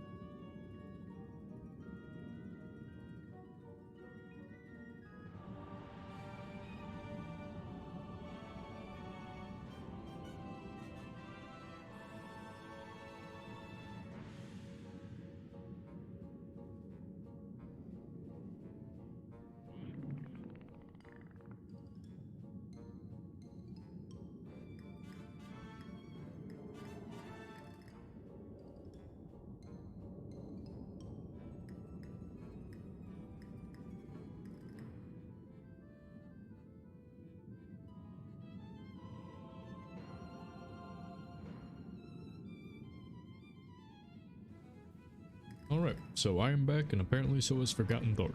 Welcome back. Alright, let's see. What do we have to do here? Oh boy. Will not tell us which claim it is that has it. Which means I need to find these things manually. Let's see. Where is a single claim? Made it home safely? Yeah, I mean, I could see that. I mean, unless you were somehow typing as a ghost. But yes, I'm glad to hear.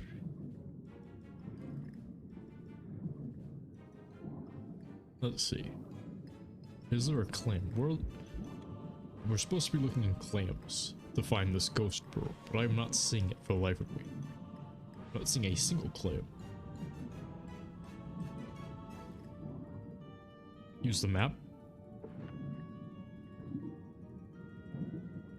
Don't see it. And I don't see anything that looks like a claim either, unless it's those pink things.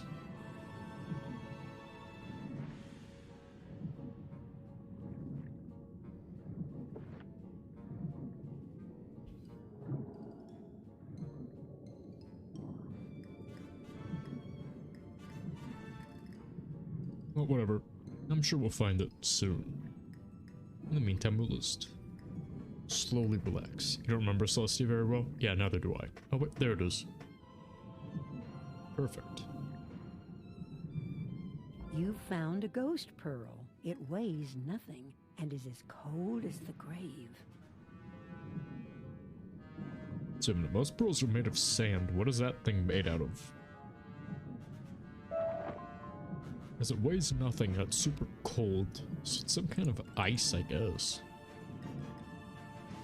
Like frozen lamb juice or something? I don't know, but still have to weigh something. Oh, got a rest to see it?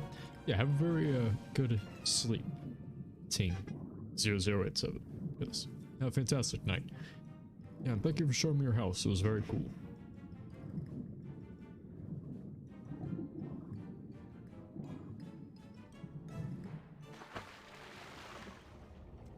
Oh, right. We can go talk to that person. But actually, yeah, we need to talk to both of them in the base camp. Or survey camp. Too many camps. Too many camps. Indeed.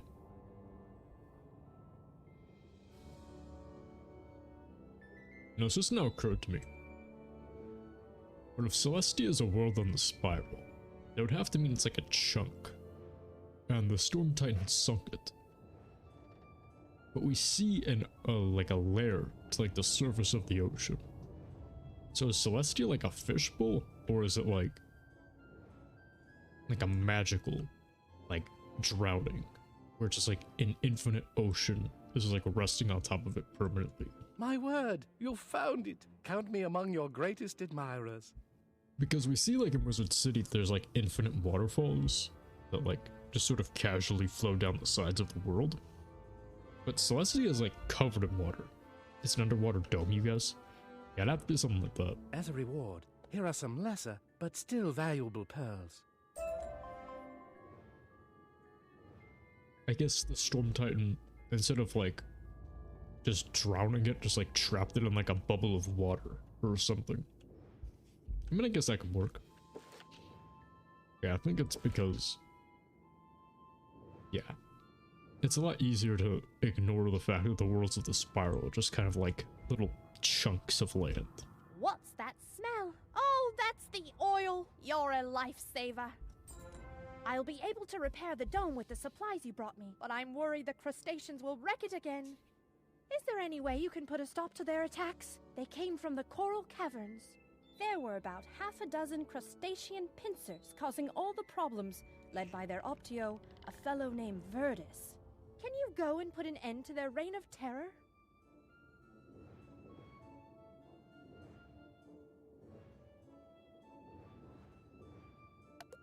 You know what, I'll actually just place a mark here so we can head back instantly. But yeah. I also find it really weird. Why are the crabs Romans?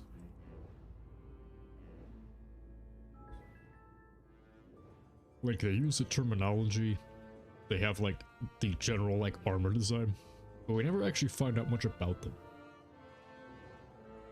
Because apparently there's like an entire crustacean Roman Empire that was working with Morganth during the events of Celestia, and then it's just never brought up again, like most of Celestia.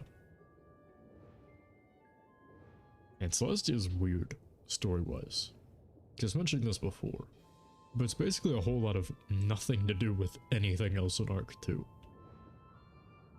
Like, you come through here, do a bunch of like random nonsense, and then like Morganth shows up at the very end, which is weird. That is true. Usually there's at least some consistency. Right, when Malistaire was doing his hijinks across the different worlds of the spiral, it actually made sense. You know, we got explanations for it. But what was Morganth doing here? And more importantly, why was she working with crabs? Where did she meet the crabs? We never get an explanation.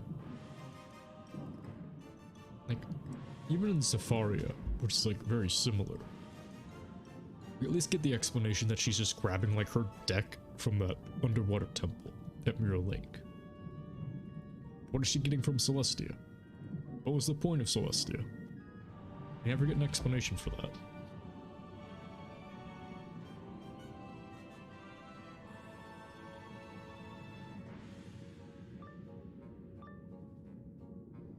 Trace a person. No one invited you air breathers down here. Go away. Leave Celestia to the crustaceans. Yeah, I mean, she's grabbing the astral school stuff. But all the other worlds have it too. Zafaria has it, Azteca has it. Shit, need to stop by here. Also, once again, it's another balance boss. Every single time you fight something in Celestia, it's balance. And every single time I wish more and more I had a balanced prison.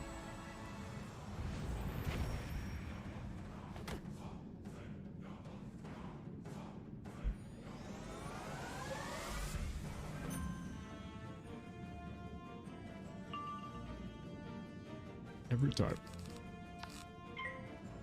Safari has the advancement of Celestia. Well, yeah, but the initial explanation is that she's heading to Celestia. Because before it got like retconned that like the later worlds had access to astral stuff too. Like the implication was that Celestia was like the only one with it. And Aztec has the missing bits of astral.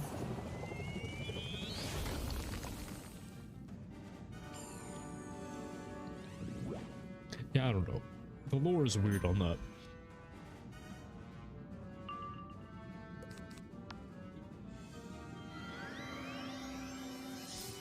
Yeah, Wizard101 was just weird. Oh, cool. We're gonna get stung. You know, it's actually very rare for me to see Stormlord, I feel like. This is weird. Yeah. Yeah, in retrospect, I feel like this is the only time I've actually been Stormlorded in this entire playthrough so far.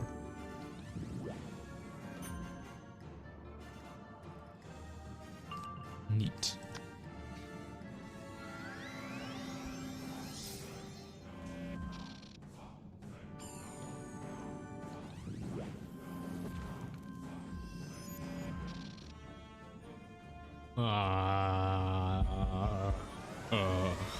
Dang it. Okay. Elemental shields are my personal weakness.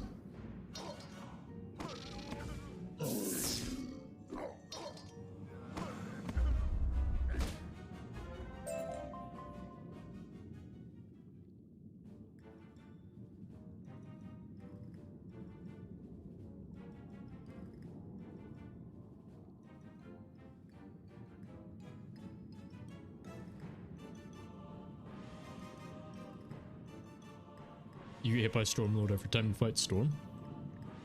I feel like it's pretty common after like Azteca, but yeah, I think that's the first time it's happened so far.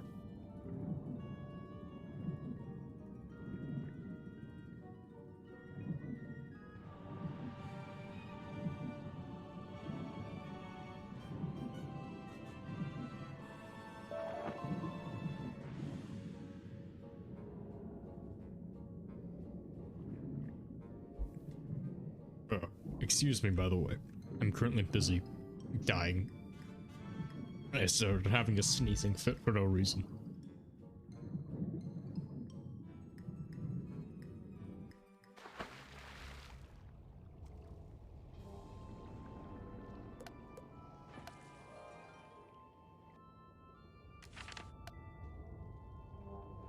Oh, good. I hate to see problems resolved that way, but they wouldn't listen to reason.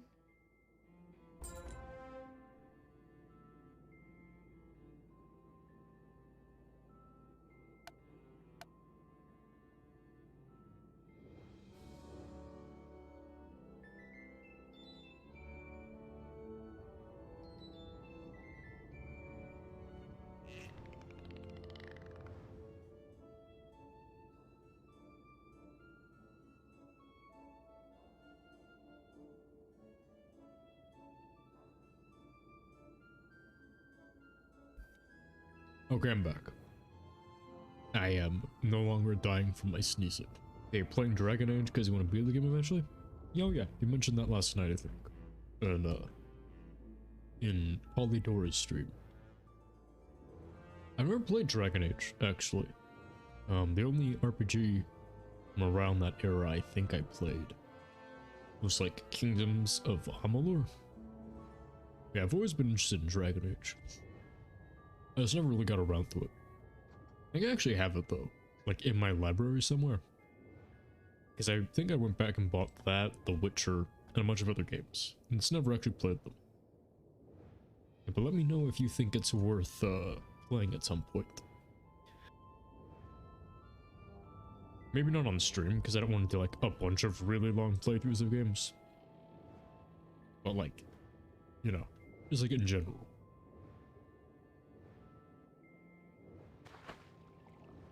Also, I'm pretty sure there's like 3 Dragon Age games.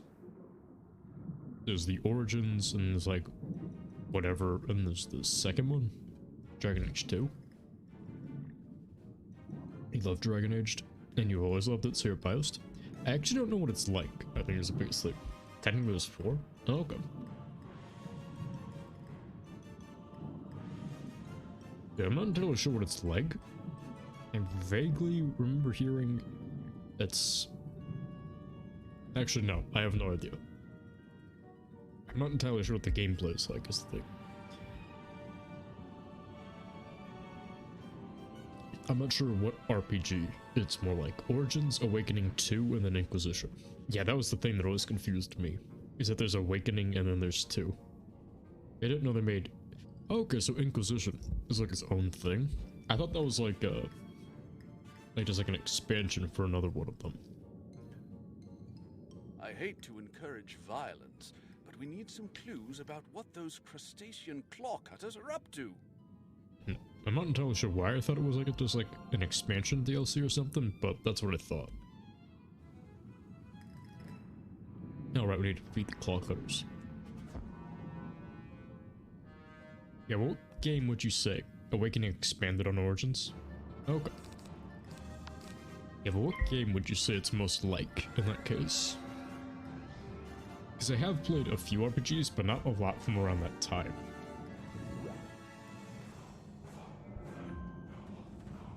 So, I'm not entirely sure what the gameplay itself is like. It's like RuneScape? But it's like a...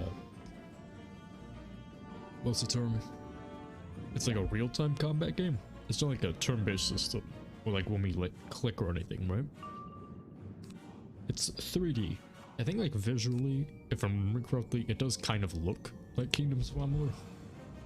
Battle World of Warcraft. Okay. Yeah, based on like the screenshots I've seen, I thought it would be more like World of Warcraft. Have you ever played Kingdoms of Amalur? It might be similar. I feel like. Then again, I need to look into it.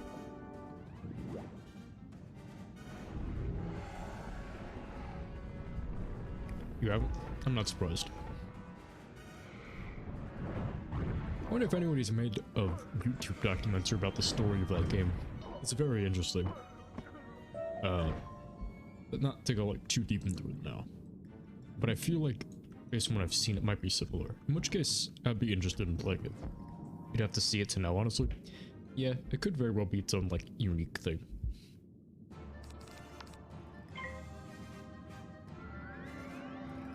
Which would be cool, if nothing else.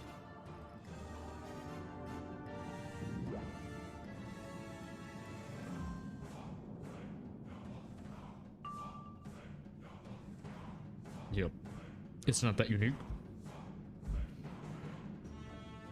Well, the only thing I've heard about it is that it's a pretty good game, and also it has a lot of waifus.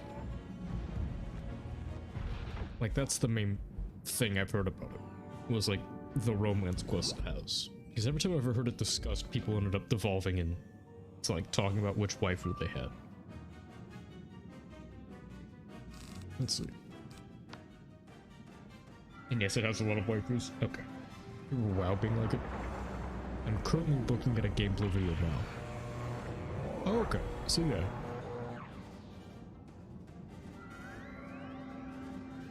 It's real time, but it has like an action wheel and stuff like that. Okay.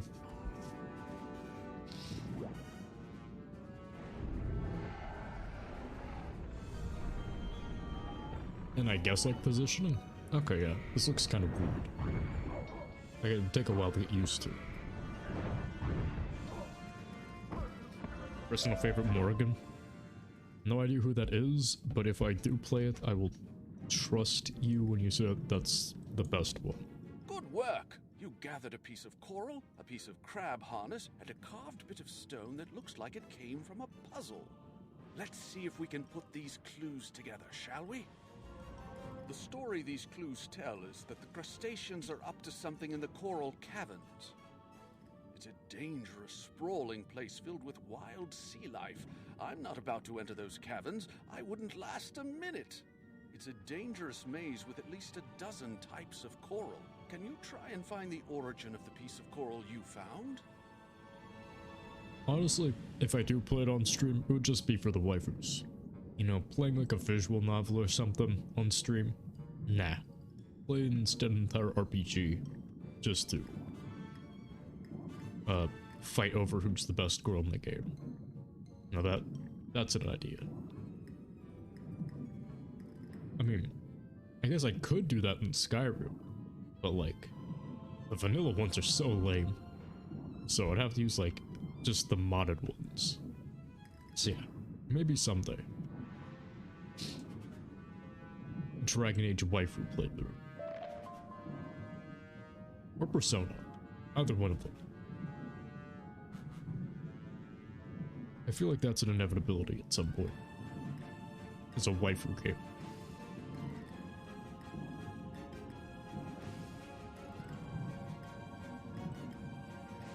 Okay, here we go. Here's the coral.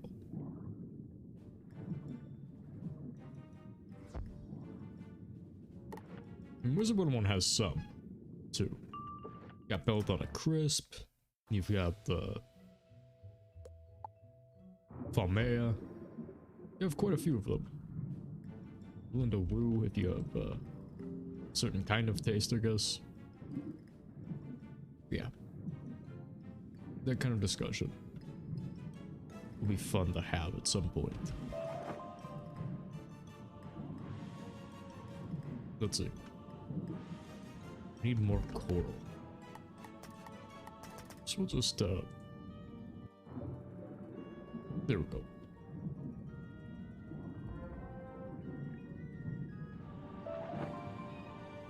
Alright, let's see. Is there anything else we can do? No. Okay. So just this. Oh, so we need to find the lounge lizard here. I feel like I vaguely remember where it is.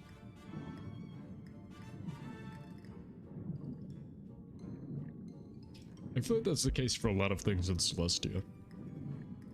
I just kind of vaguely remember about it. Despite going through it so many times. I can never manage to hold on to much that actually goes down here.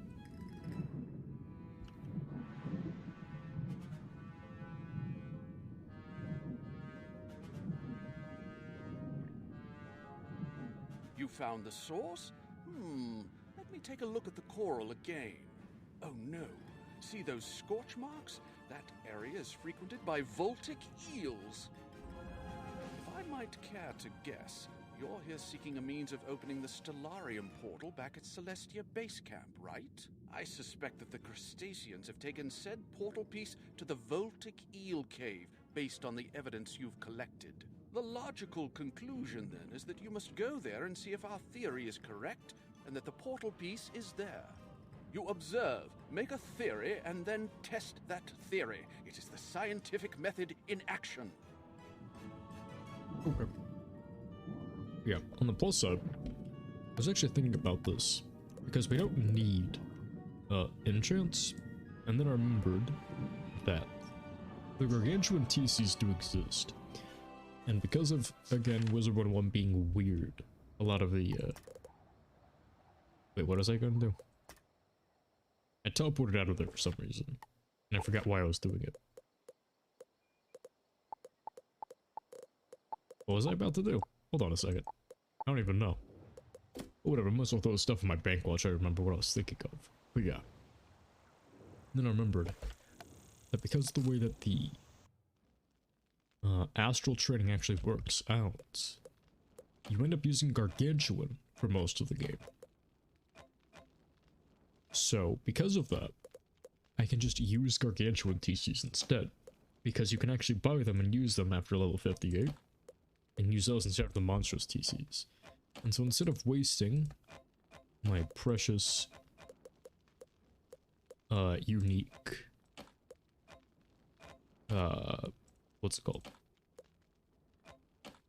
Training points on training out a bunch of random ones I'll just have to end up refunding later, I can just use the ones I have currently on whatever I want.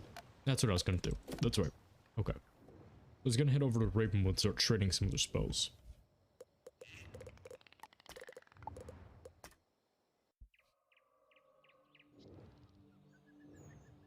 Alright. I completely forgot that's what I was gonna do. Thankfully I remembered. Okay, so I should be able to grab Satyr immediately.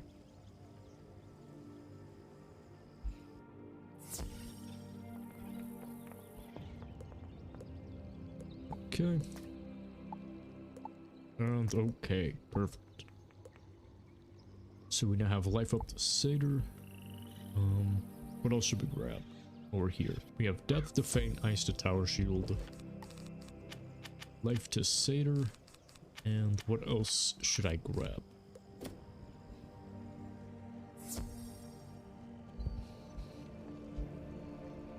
I can go up to Ether Shield, but I don't have enough. I'll just be able to get Cyclops here. Ooh, that's actually a really cool artwork piece. I like that.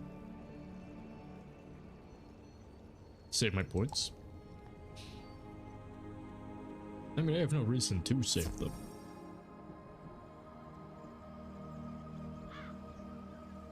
At least right now. Because by the time I can actually unlock my shadow spells, I'm going to have more than enough training points by then, and I was planning on grabbing all of these shields at different points. You know what I might do, actually? I've been forgetting to do this until now. I might just buy the individual 80% shields instead. Or maybe not, because I do have this. I just forget the packet sometimes. Okay, I do want all of the various 70% shields at some point. Storm would give us fire and ice, I think. And Myth would give us life and death. Yeah, the Ether Shield would be the most helpful to have.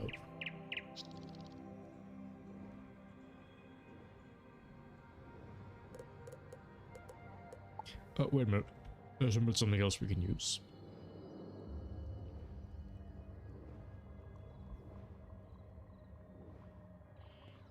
And I'll grab this one in advance too.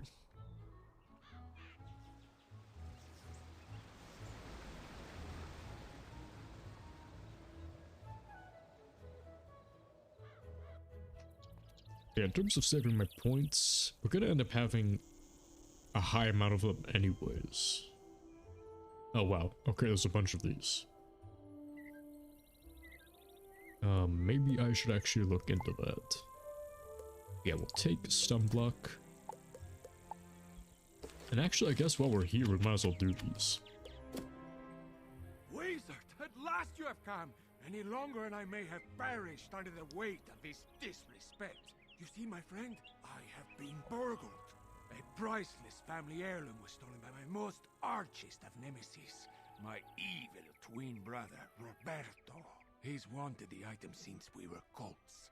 I tried to confront the fiend, but he secured himself behind a wooden skeleton lock. A powerful ward I thought only a legend, until now. I'm certain there's a way to unlock the bony barrier, but I'm too busy training new students in the combative arts to do the research myself. However, I did hear there's a new assistant in the library whose focus is in the skeleton locks and keys. Could I impose upon you to consult him?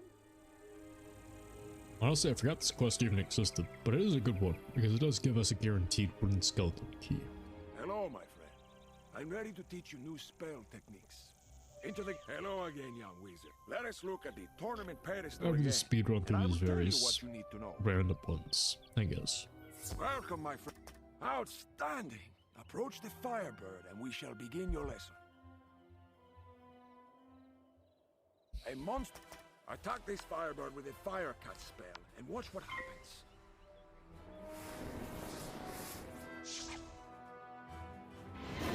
Oh man, I missed the Wizard City combat thing. It's one of the best ones. Did you see how the Firebird let's watch a prism in action. Cast this Fire Prism.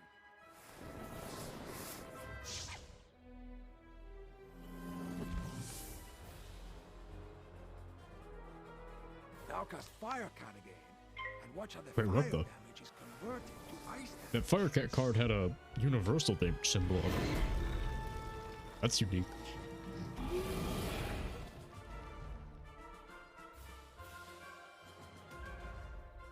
monsters are now cast the spell Wildfire. Yeah, I never noticed that. That's weird. I didn't even know that spiral damage was a thing that existed in this game. But apparently that Firecat card counts as it. Boosts all fire spells. Cast the storm spell Darkwind and watch what happens.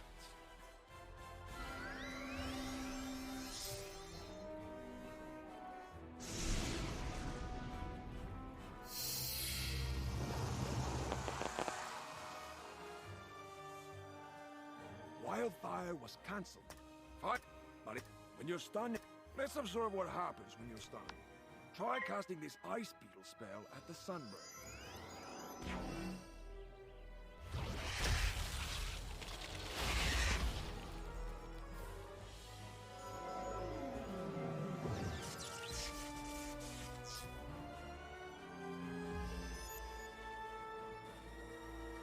The Firebird stunned you, and you can't cast spells this turn. Try casting this Ice Beetle spell again. Your spell wasn't cast because you were stunned. Now that you're not stunned, try casting this Ice Beetle spell one more time. Yeah, I probably shouldn't have started this, but then again, I'm gonna do all of the side content eventually anyways. So I'm supposed to get it over with now, I think. Excellent. You have defeated it. Also, we missed that Roberto quest, which is one we actually wanted to do, because when the random side quests like this are just like lying around, the quest finder thing doesn't actually work, which is unfortunate.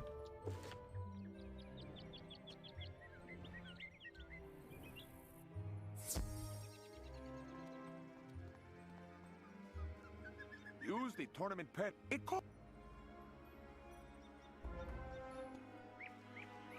Yeah, we're never actually gonna do PvP.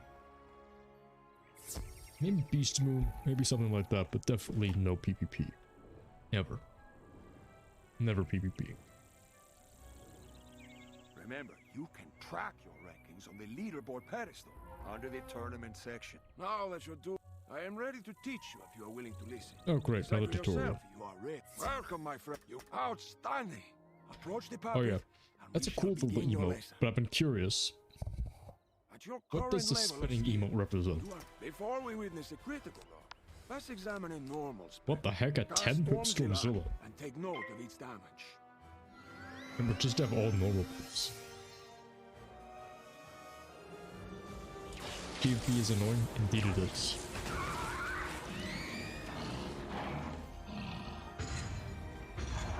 I mean, I might want some of the rewards from it eventually, but beyond that, yeah, I'm not interested in actually using it. Okay, so now it's back down to 5 pips. Is he spinning round and round and round because your head is spinning? Interesting. I'm not familiar with that concept, but if the world is constantly spinning, I believe that's called vertigo, and you might want to, like, ask a doctor about that. Unless you mean metaphorically, in which case, ask a doctor about that. Remarkable. Storm many spell. A critical. Your chance, but do not become Oh, you have a carried away headache? with cast this spell and observe Understandable. I have headaches often as well. I think it actually comes a lot of the time from like clenching my teeth. Specifically in my case.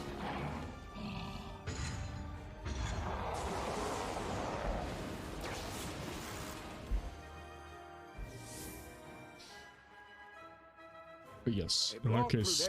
Just like Okay, I don't even know what's going on with this tutorial. Yeah, in that case, wish you luck with it.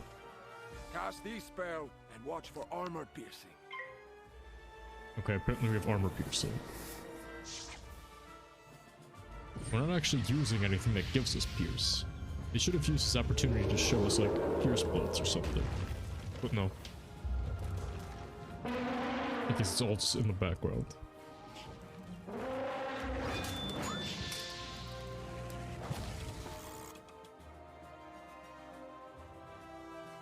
Did you see that? Some of the Okay, so it just shows us the actual spell, but doesn't have us cast it. Stars, let's cast the Star School spell.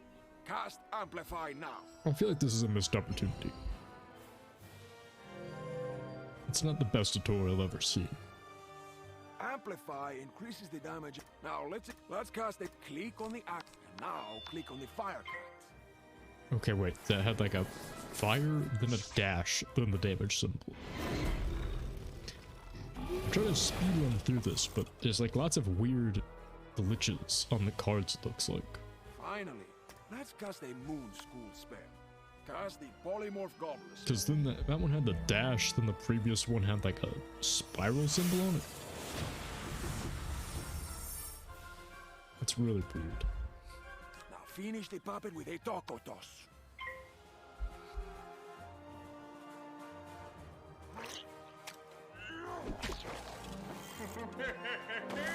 Also, the card had a 1 damage on it, but that did 3,400. I will give you this humble gift.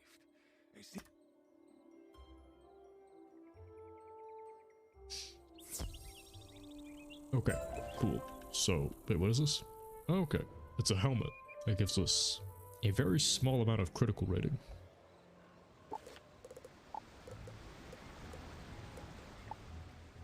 Okay, so it's not even like unique, it's just a random Celestia helmet. That would have been cool though, if it was like a Guardian set or something. Like the PvP Warlord sets that you wear. Or that you see people that are like PvP Warlords wearing all the time. That would have been cool. Where I'm heading? Right, Clortha. That name sounds familiar, but I do not know what reference it is specifically.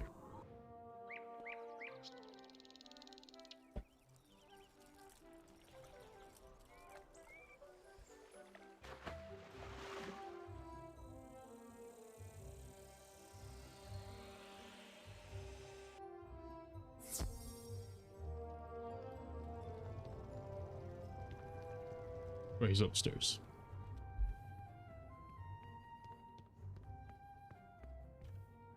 Oh, can I help you? Diego the Duel Master seeks information about a wooden skeleton lock. Why, that happens to be my field of expertise. Skeleton locks are enchanted doors that can only be opened by a corresponding key. Thus, Diego's wooden lock requires a wooden skeleton key. But those keys are typically quite difficult to come by, coveted as they are by what I call bad folk, and they shatter after only one use. Fortunately for you, I have a wooden skeleton key I can part with if you take this keyring with you on your adventures. The keyring detects nearby skeleton keys and sends data back to me for my continuing research. Plus, it will mark your map with key locations. Well, I bid you and Diego good luck with whatever waits behind that wooden skeleton lock. I'm counting on you to explore the entire spiral.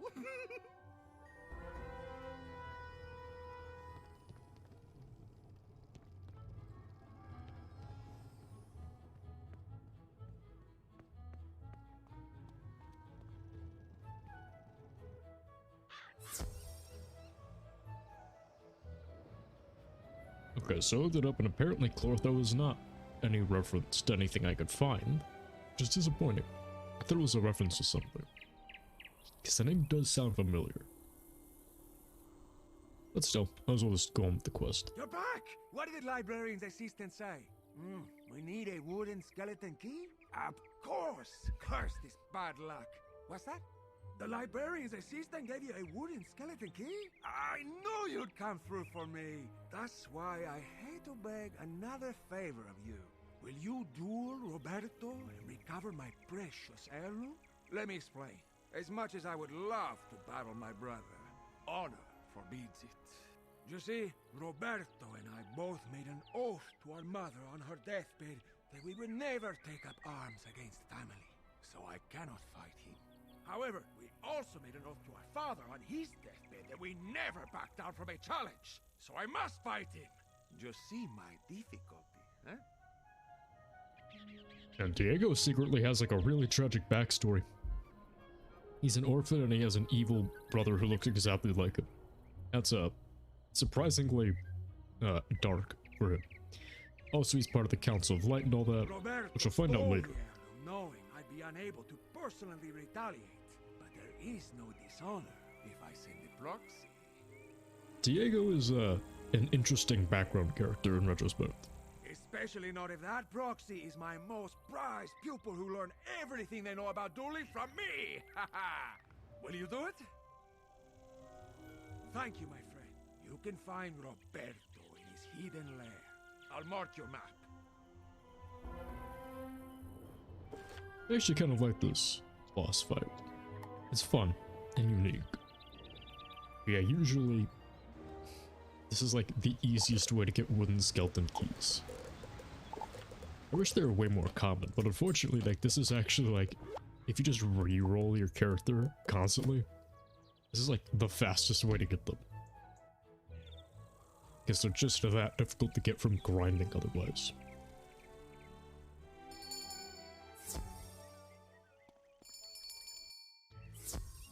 Did not mean to go in there.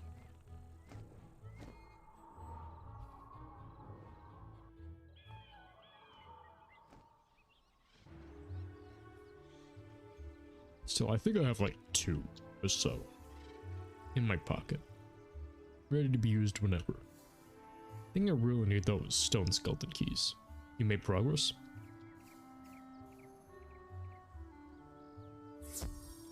In Dragon Age Origins? Or whatever Dragon Age you're playing?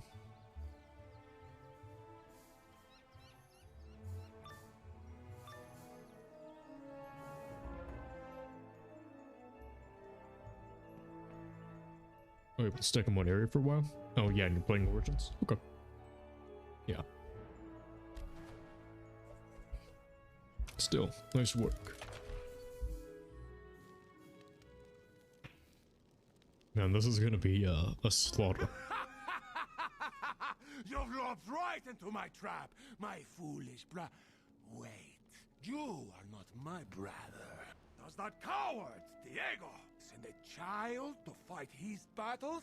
So be it. So yeah, is the game like actually difficult? Normally, when you're doing games like that, it'd be more of like a power fantasy sort of thing. So I'm kind of surprised to hear that you actually can get stuck on an area. It can be a challenge? Interesting.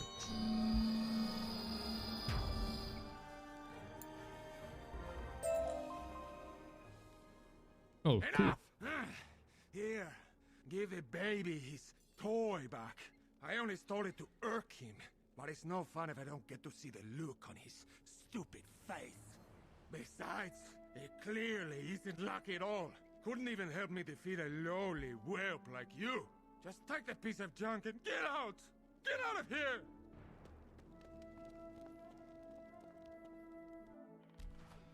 Yeah, that was actually surprisingly lucky. We actually managed to get the 7-day mount. Nice. Unfortunately, we did not get another stone skeleton. Not stone, wooden skeleton key. So yeah, we're stuck without it. You speedrun through dialogue, which isn't smart. Yeah, that'll probably help. Then again, I'm not entirely sure how much dialogue could actually help you. Unless I could actually, like, directly tells you what to do.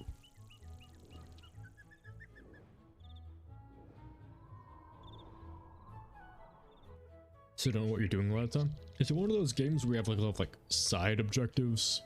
The dialogue helps so much. Interesting. Because like, is it one of those games with like side objectives where you have to like if you're like fighting in a certain area or like doing a certain mission where it's like, oh yeah, it's like this fort full of people, so you need to like destroy barrels of oil or something? Because there are some games like that where they have like things to make the battles a lot easier. You've returned with my great-grandsires lucky unicorn shoe. I know that scoundrel Roberto would be no match for my favorite pupil. It's a good thing the librarian's assistant that no one had ever heard of before literally had the key to solving this problem, no? Indeed. Just see, my friend, this unicorn shoe brings luck to everyone. Well, for everyone but Roberto, that is. Hey, thank you again. No, it's not like that. You can make battles easier, but not in a lot of situations. Okay. When I think of, like, dialogue making battles easier, that's normally what my mind immediately goes to. Still, I guess I'd have to play it and see for myself at some point. In that case. Alright, so there's that. There's Igon's stats, and then there's also the... Yeah, okay, so there's Brisk Breeze Tower and also Waterworks. But for now, we'll just head back to Celestia, I think. Not battles, just finding the way or getting through different areas. Oh, okay, I thought you meant like for fights.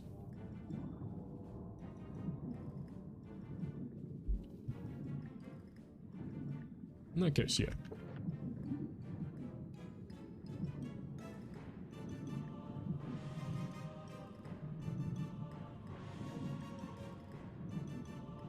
Dialogue. Helping out with that definitely does make a bit more sense.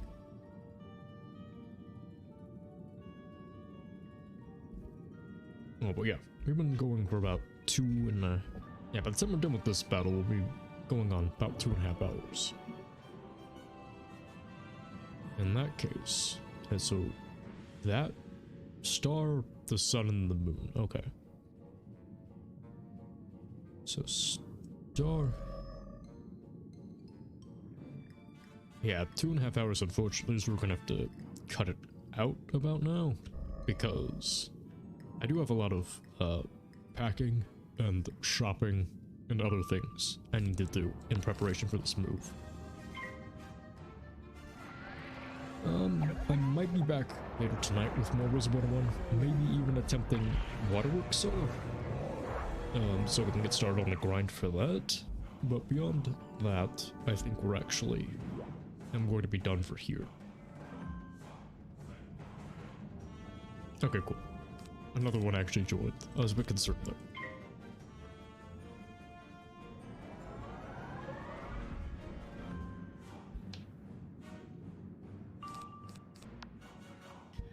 Yeah, getting to Celestia has been a good time. Although there are way more side quests than I was hoping there would be. Because I've been surprised up until now.